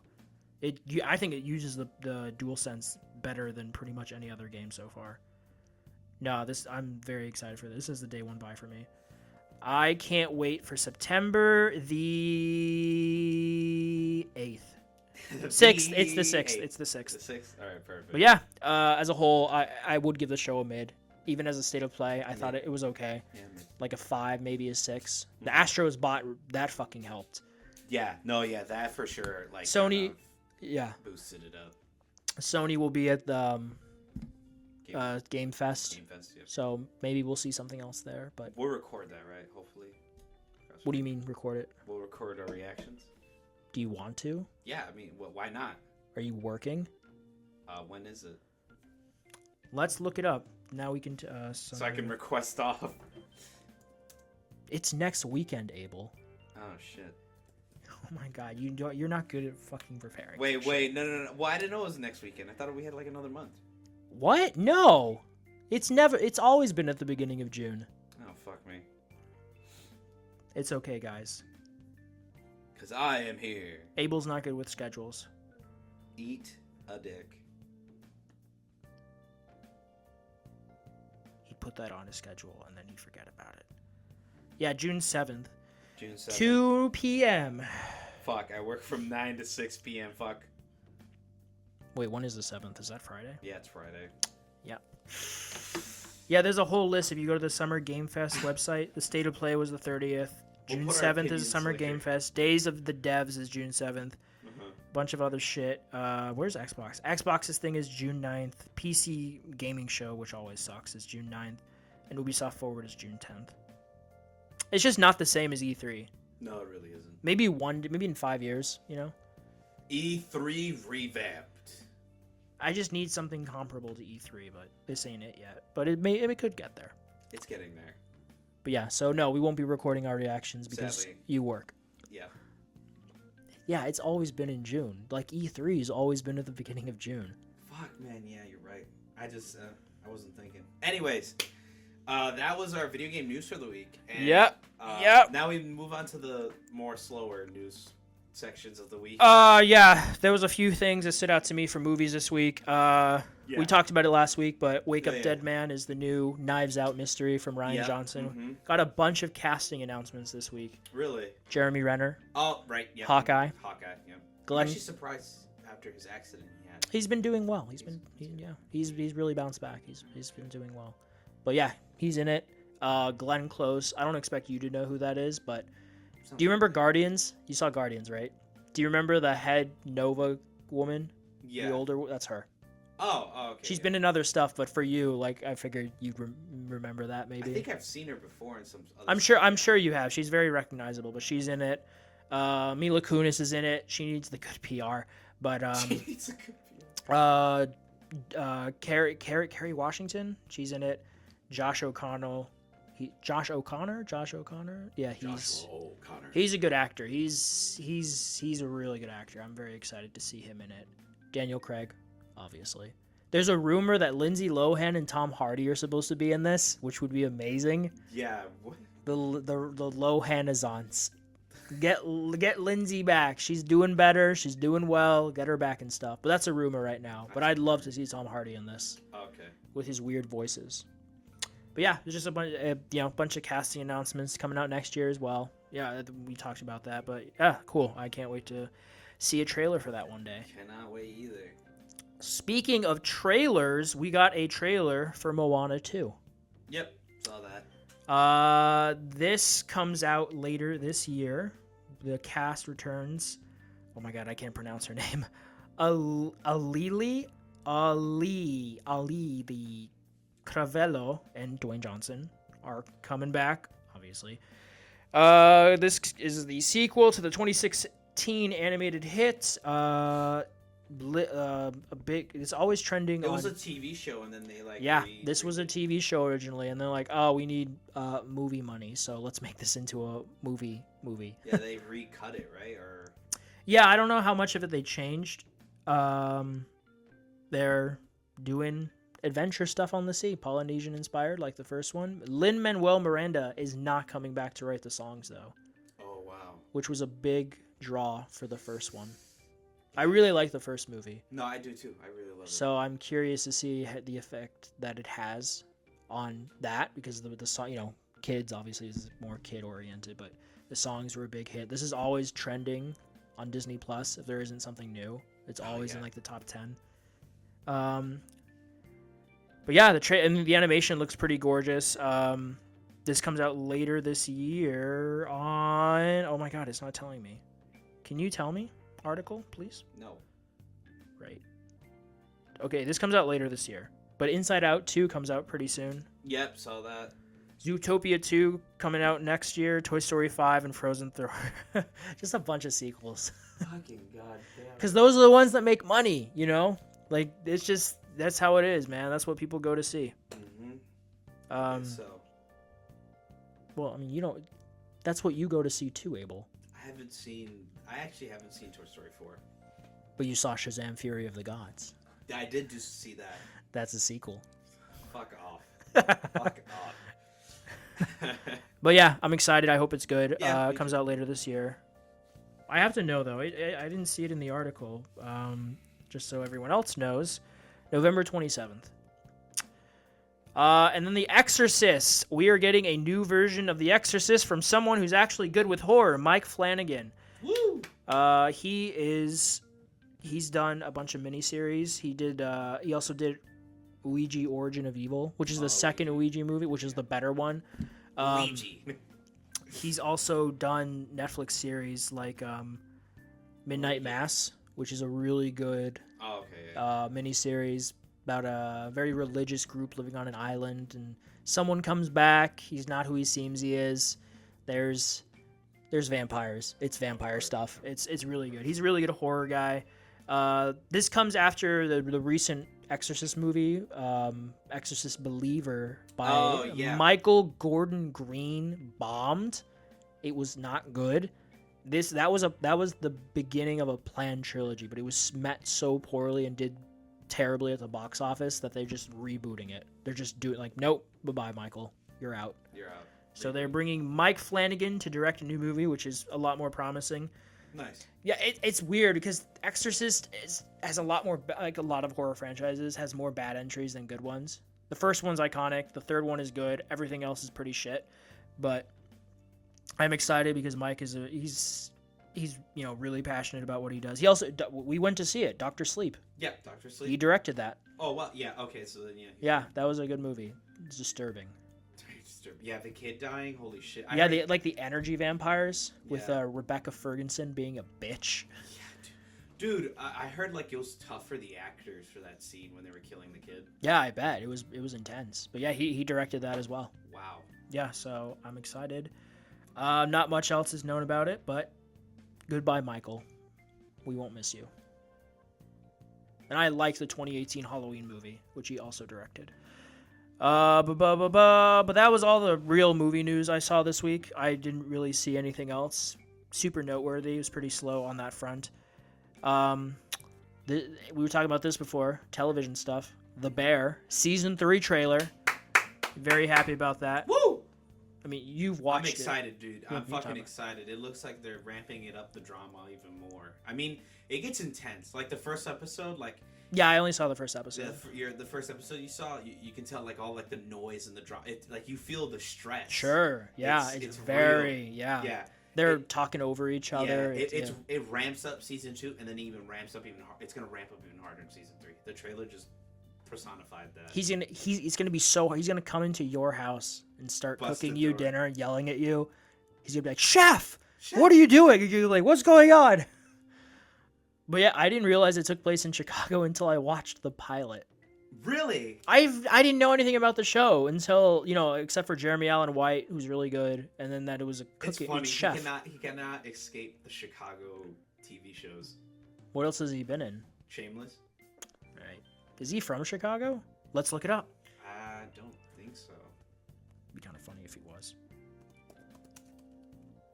Jeremy Allen White is... I'm actually surprised is because I even mentioned it. The cousin who is in the TV show is going to play Ben Grimm in fucking Fantastic Four.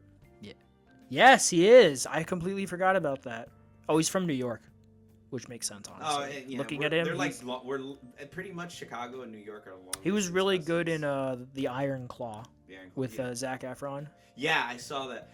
But like I said, New York and Chicago are like pretty much just long distance cousins. They're practically the same. Well, like in DC, Metropolis and Gotham were inspired. Like Metropolis is New York and Gotham is Chicago. So yeah.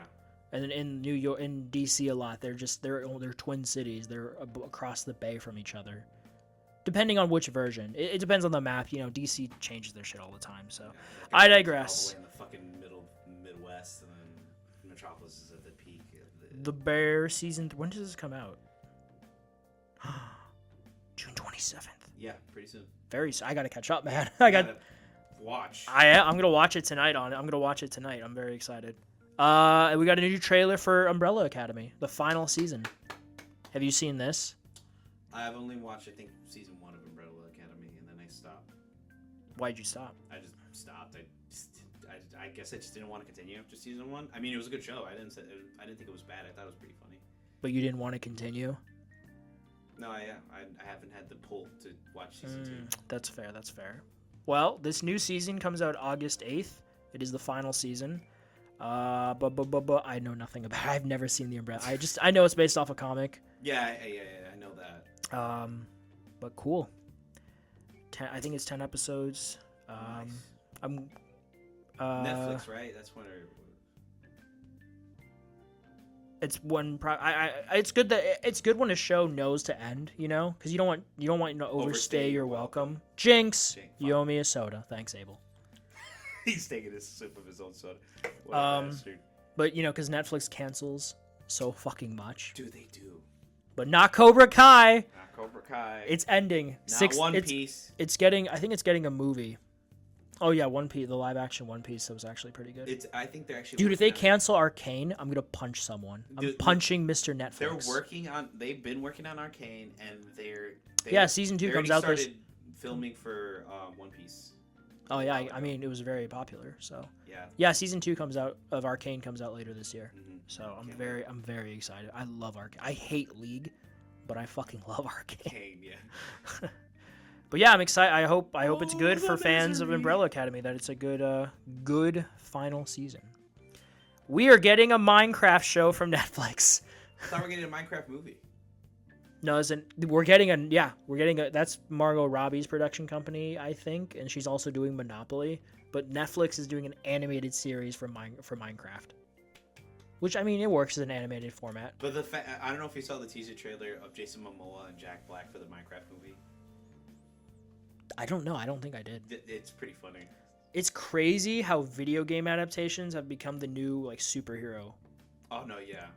Where do you think it started? What do you think was the first big, oh shit, we can make Arcane? I think it was The Witcher. I mean, okay, The Witcher. I know. Arcane, and then it was The Witcher. Then it was Cyberpunk. I think The Witcher came. The Witcher came out first. No, yeah. Well, no, didn't Arcane come out first? Let's look it up, ladies and germs. But The Witcher season 1 release. 2019. 2019. Arcane season 1 release date 2021. Fuck. Okay, so it was The Witcher, then it was Arcane, then I guess the thing with The Witcher though is that it is based a lot on the books. Yeah. It just became very popular. I'd say more mainstream because of the games. Yeah. By CD Projekt Red. Mm-hmm. So it's I don't know. Whereas Arcane is based off of League. But then it's first grandfather of it all, Witcher, Arcane, Cyberpunk, then it was The Last of Us. Then I want to say, I it was think The Fallout. Last of Us is what made it really pop No, off. that's when it really popped. Because off. we're getting all these announcements now for projects that won't come out for years, you know? Yeah.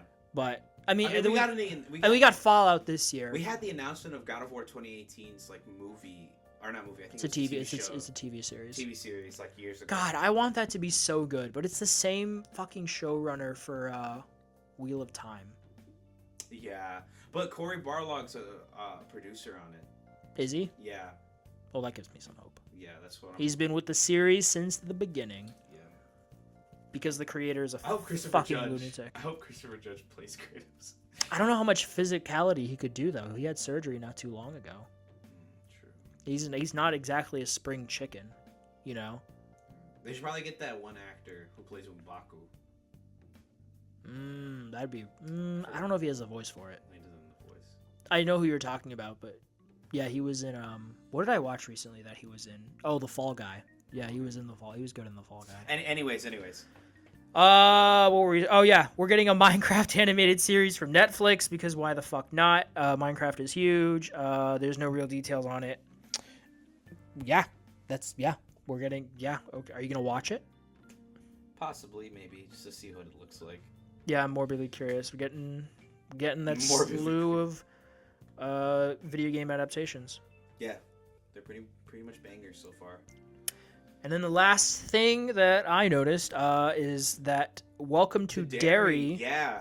the prequel based off of it, obviously. Yeah. Bill Skarsgård will come back as Pennywise, which is great because he is the thing that makes those movies. Like through its highest highs, its lowest lows, Bill Skarsgård's Pennywise is fantastic. Like he's so like that thing he does with his eyes. Yeah, he says he's learned how to do it, and he purposely has his eyes looking at the like one eye looking at the camera. Ah, dude, remember the scene in the second one with the little girl? Yeah, dude. That was so fucked up. Yeah. He's just like he knows he's caught his prey, and then he just chomps on her head. Yep. That was so fucked up. But he dies at the end. No, yeah, good. I love because they bullied him. He deserved to be bullied. Yeah. I love how his arch nemesis is a giant Turtle. turtle. It's a fucking turtle. Not even a teenage mutant ninja turtle. It's just a turtle. It's a giant space turtle, though. Stephen King was high when he made this. He was high when he wrote. He was high for like a lot of the 70s. I think he's gone on record saying he cannot remember writing. Which book? I think it was like Cujo or something because he was high the whole time. Cujo's scary. Maybe it was Carrie because Carrie was his first published work. Yeah. So. Anyway, we're getting off topic. But yeah, we're getting he's coming back great because he's really good. He's popping off right now. The Crow comes out this month, I believe. Can't wait. I can wait. I'm not. You're like, I don't want to. I can wait. Nipple tattooed, man. It's just I don't know. I love Bill, but it does not look to be it. And then there was nothing comic news this week that was worth talking about. Because when the fuck is there ever? True. Sad but true. What was new this past week, Abel, in the realm of video games? That just like gaming wise, release wise. Well, let me read off this fucking list to you. Hold on, I'm way away from my mic because I couldn't see my not my camera, my fucking list. But we had some pretty decent releases this week. One being Multiverses for the PlayStation 5, Xbox Series X and S, PS4, Xbox One, and PC. It released May 28th at an average 8 out of 10 by Game Informer. It's been getting mixed reception because they've slowed down the pacing and everything, but I am thoroughly enjoying it. I'm having fun. I'm having a blast. Then we also had Vampire the Masquerade. You didn't put that on your games list this week. I just realized that. What? Oh, fuck, yeah! I played Multiverses this week. That's my bad. I'll put it in for you. Thank you, buddy. Thank you.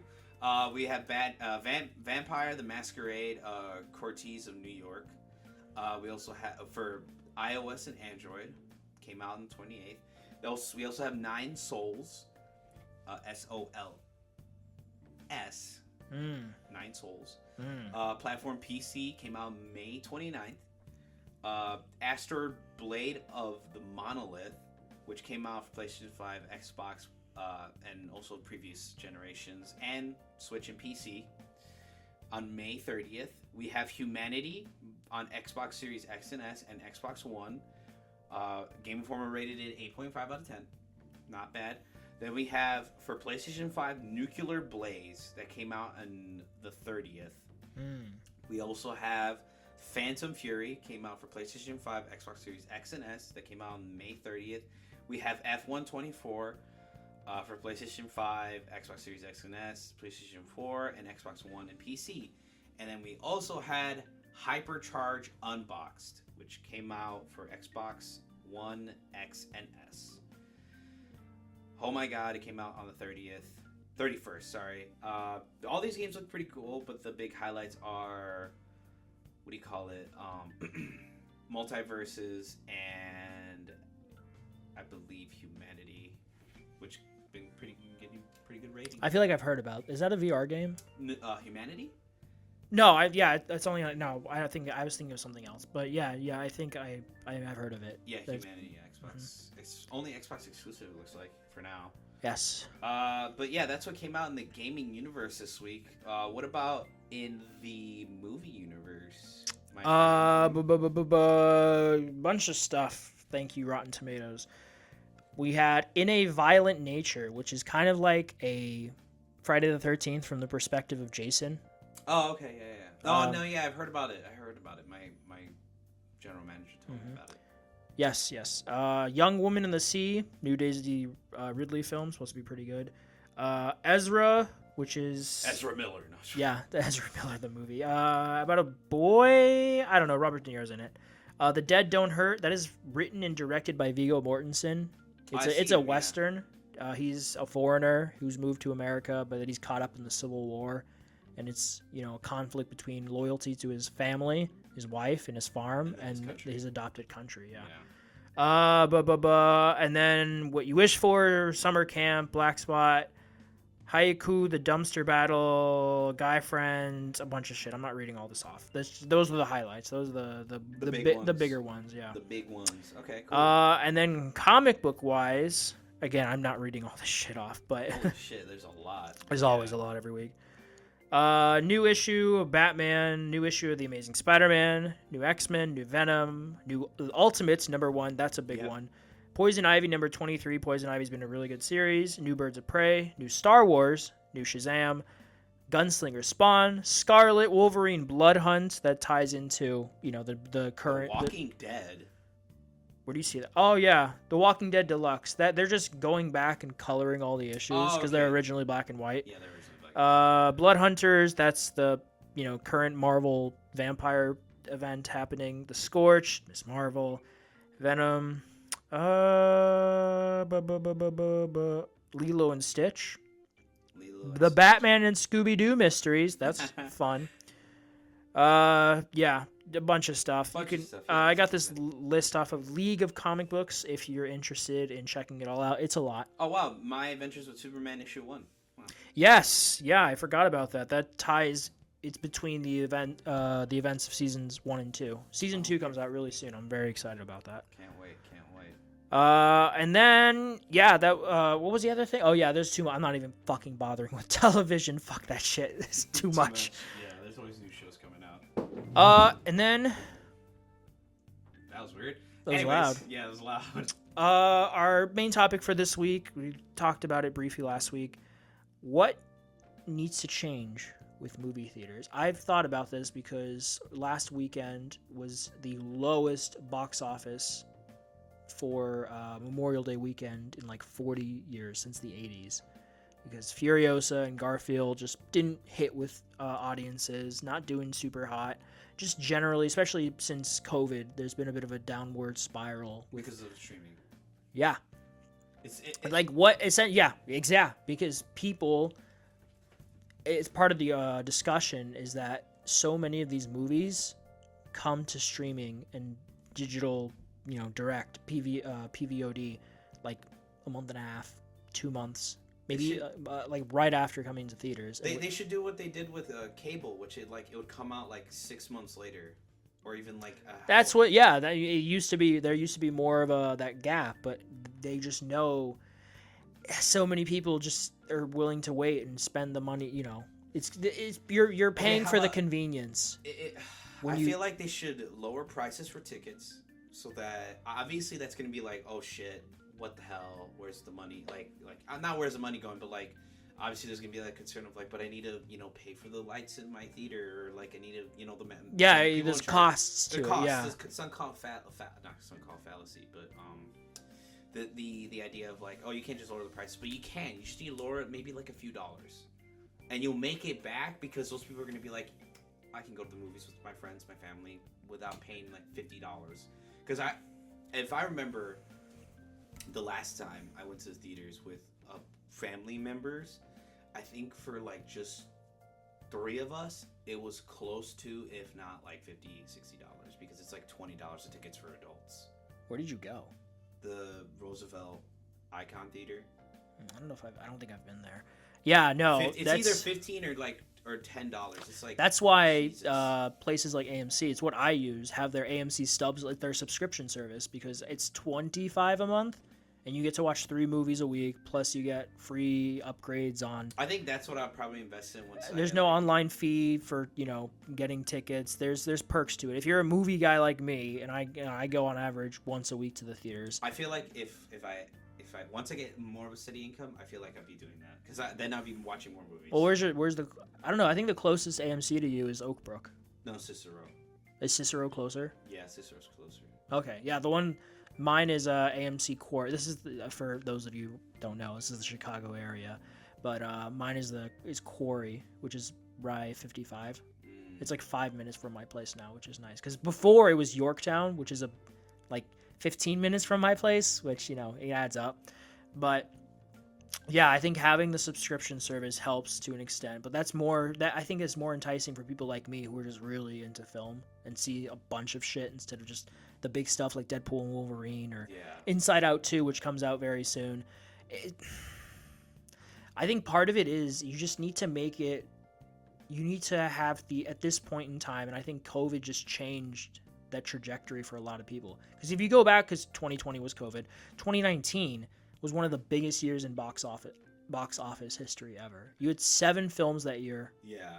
Pass $1 billion at the box office. Yeah. It was like Lion King, Captain Marvel, Avengers Endgame, Spider-Man, Star Wars, Joker.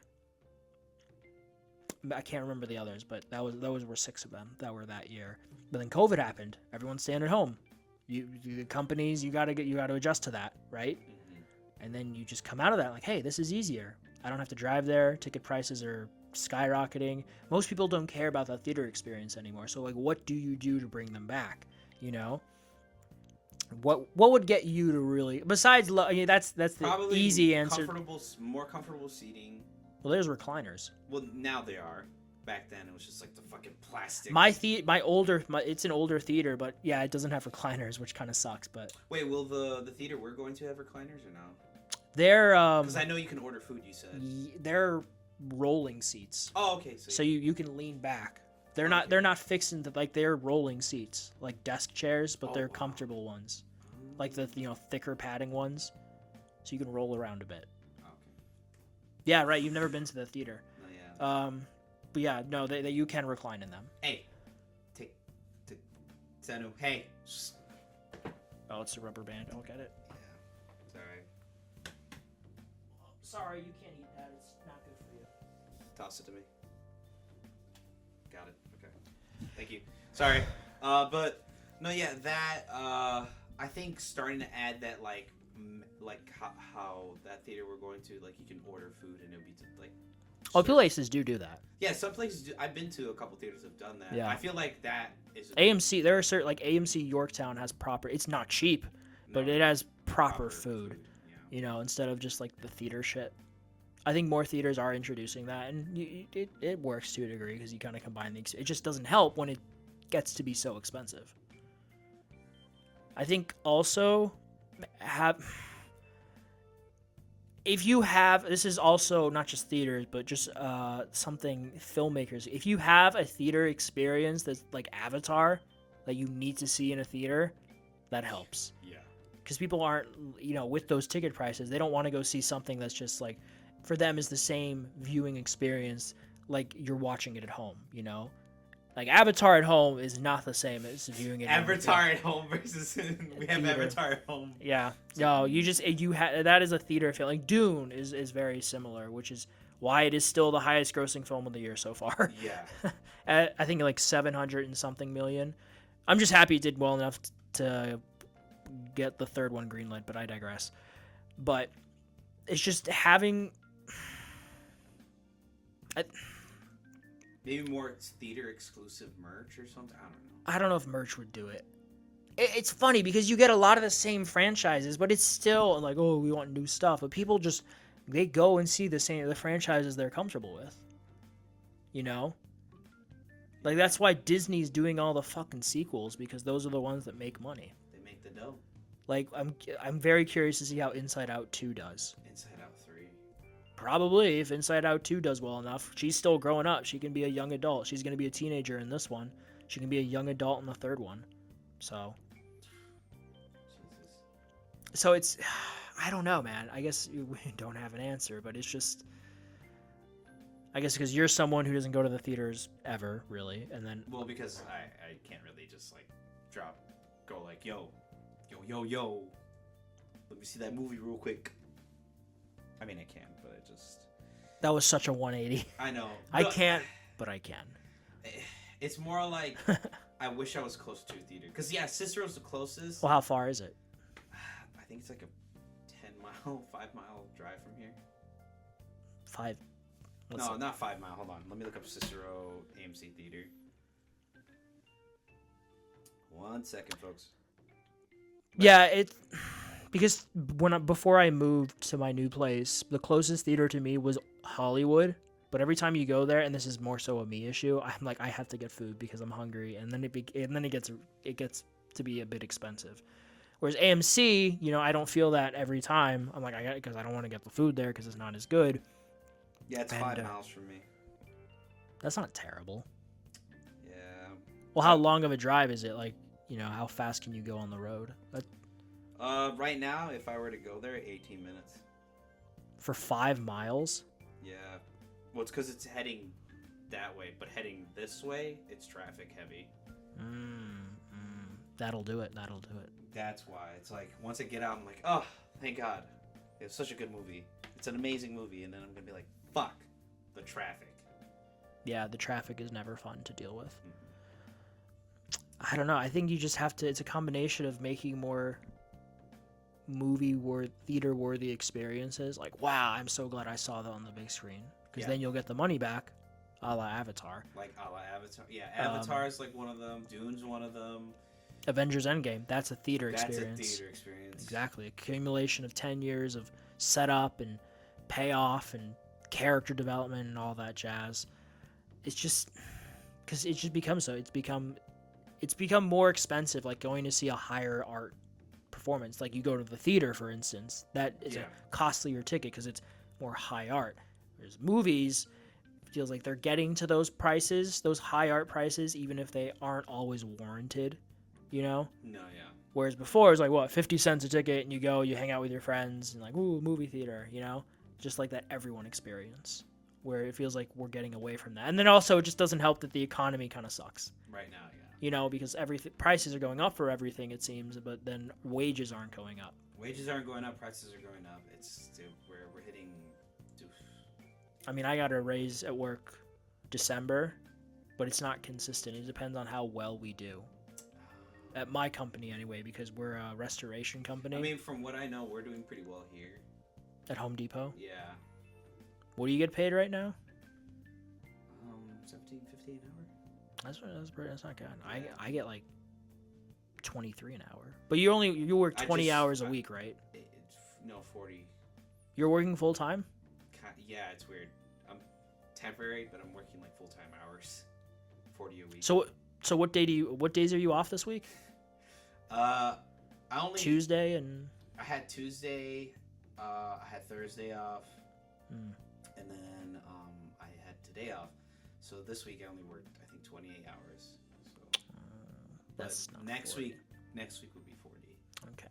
Yeah, it's kind of weird on and off. It's not even on and off. It's just that week was just slow. I guess I can see that. My friend works at Starbucks, and he has inconsistent hours. So, but yeah, it doesn't help. It's just everything's expensive, man. Yeah. And it's just, again, it's just convenience for a lot of people. It's just easy. Oh, you set up this mindset of, if we wait an extra month, it'll be at home and it'll be so much cheaper. And, yeah, because it's like what, it's $10 a month, and like I can have depending on what you're using, exactly. You know, like, oh, I have like 5 people here. That would have been like $80. They just that there isn't that wait for that turnaround because everyone, one, is impatient. We all have short attention spans, and two, these companies know they can get that money, you know, sooner. That streaming revenue, whatever those. How do they even make streaming revenue?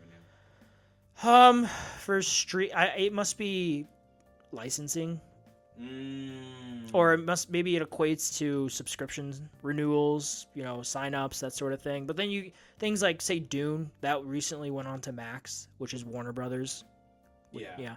But it's also on Hulu right now. So with something like Hulu, which is owned by Disney, I'm sure that revenue that, you know, that, like, here, you will put it on your streaming platform, but you have to give us a fee for it, you know, like a monthly fee or something. I'm guessing that's how it works. And then obviously you have digital purchases. Like, hey, you want to rent it for $5? Like Blockbuster used to be before it went bye-bye. It went bye-bye. Baby, bye. So I think it's just a factor of too much cost, convenience, and then just not being worth the time spent for a lot of people. And time and energy. And then, the economy sucking. It's a multitude of factors that would have to change, you know. You just having those event movies, obviously good quality film, lesser ticket prices, nicer theaters, making them event things. Like when I go see something in Dolby, it's like, whoa, because whoa. Have you ever seen a film in Dolby? The Dolby 5.0 or? Like a Dolby theater. Yeah. It was at the pier, Navy Pier. I think I watched Avatar. The AMC at Navy Pier? I think so. I think that was Dolby, or am I high? Let's look. AMC Navy. Maybe, I think it was Dolby, unless I'm remembering wrong. It's IMAX. It's an IMAX theater? Then never mind. Wait, no. AMC River East. Is that? No, that's not River East. No, it's on Navy Pier, right? Yeah, it's on Navy No, Pier. that's just IMAX. Fuck, okay, never mind. I think, yeah. Then you haven't seen one. I haven't seen. Yeah, it's if you have the right film, like Batman, it's very much worth it. The vibrating seats, it's really like when the engines start. You remember when the engine started? Yeah, that shook the theater. I remember being with my friend and going, "Holy shit!" But yeah, it's just, I don't know what'll change. I'm curious to see how Inside Out does. Deadpool and Wolverine. Deadpool Wolverine's gonna be a gangbuster. Holy shit. People like playing it safe unless something really breaks out that's new. It's like, wow, you got to see it. It's just flies under the radar. So you just have these same franchises because that's what people like, what they're comfortable, what they're familiar with. The slop. Yes, but that's not slop. Some of it's actually pretty decent. Well, the last film you saw was kind of slop. That was slop. We're just pigs in the grinding machine. Grinding the meat grinder. That is us. Yeah. But yeah. But anyways, we'll have to see what happens. Yeah, we'll have to see what happens. See how everything goes. That's been our main topic for the day, and thank you for tuning in. Yes. To this week's podcast. Thank you all. Thank you all. Remember, leave like, subscribe. Tell us what topics we might have missed this week or what we should talk about. We will try to pay attention to the comments because I know I keep forgetting to talk about a movie that someone commented about a couple weeks ago. I feel like such an idiot and such an What was asshole. the movie? It was about a dude. Oh yeah, was this? Yeah, like the Great Pause. You mentioned that, yeah. Like Latin American history. It's weird. I can't remember. We gotta. I've never seen it, so I gotta watch it. But thank you for tuning in. We'll be back here next week, same time as always. Yes. Yep. I hope you guys enjoyed. This is Abe, and this has been Al. I have been, mostly. This is the YFA podcast. Thank you. And goodbye. Yes.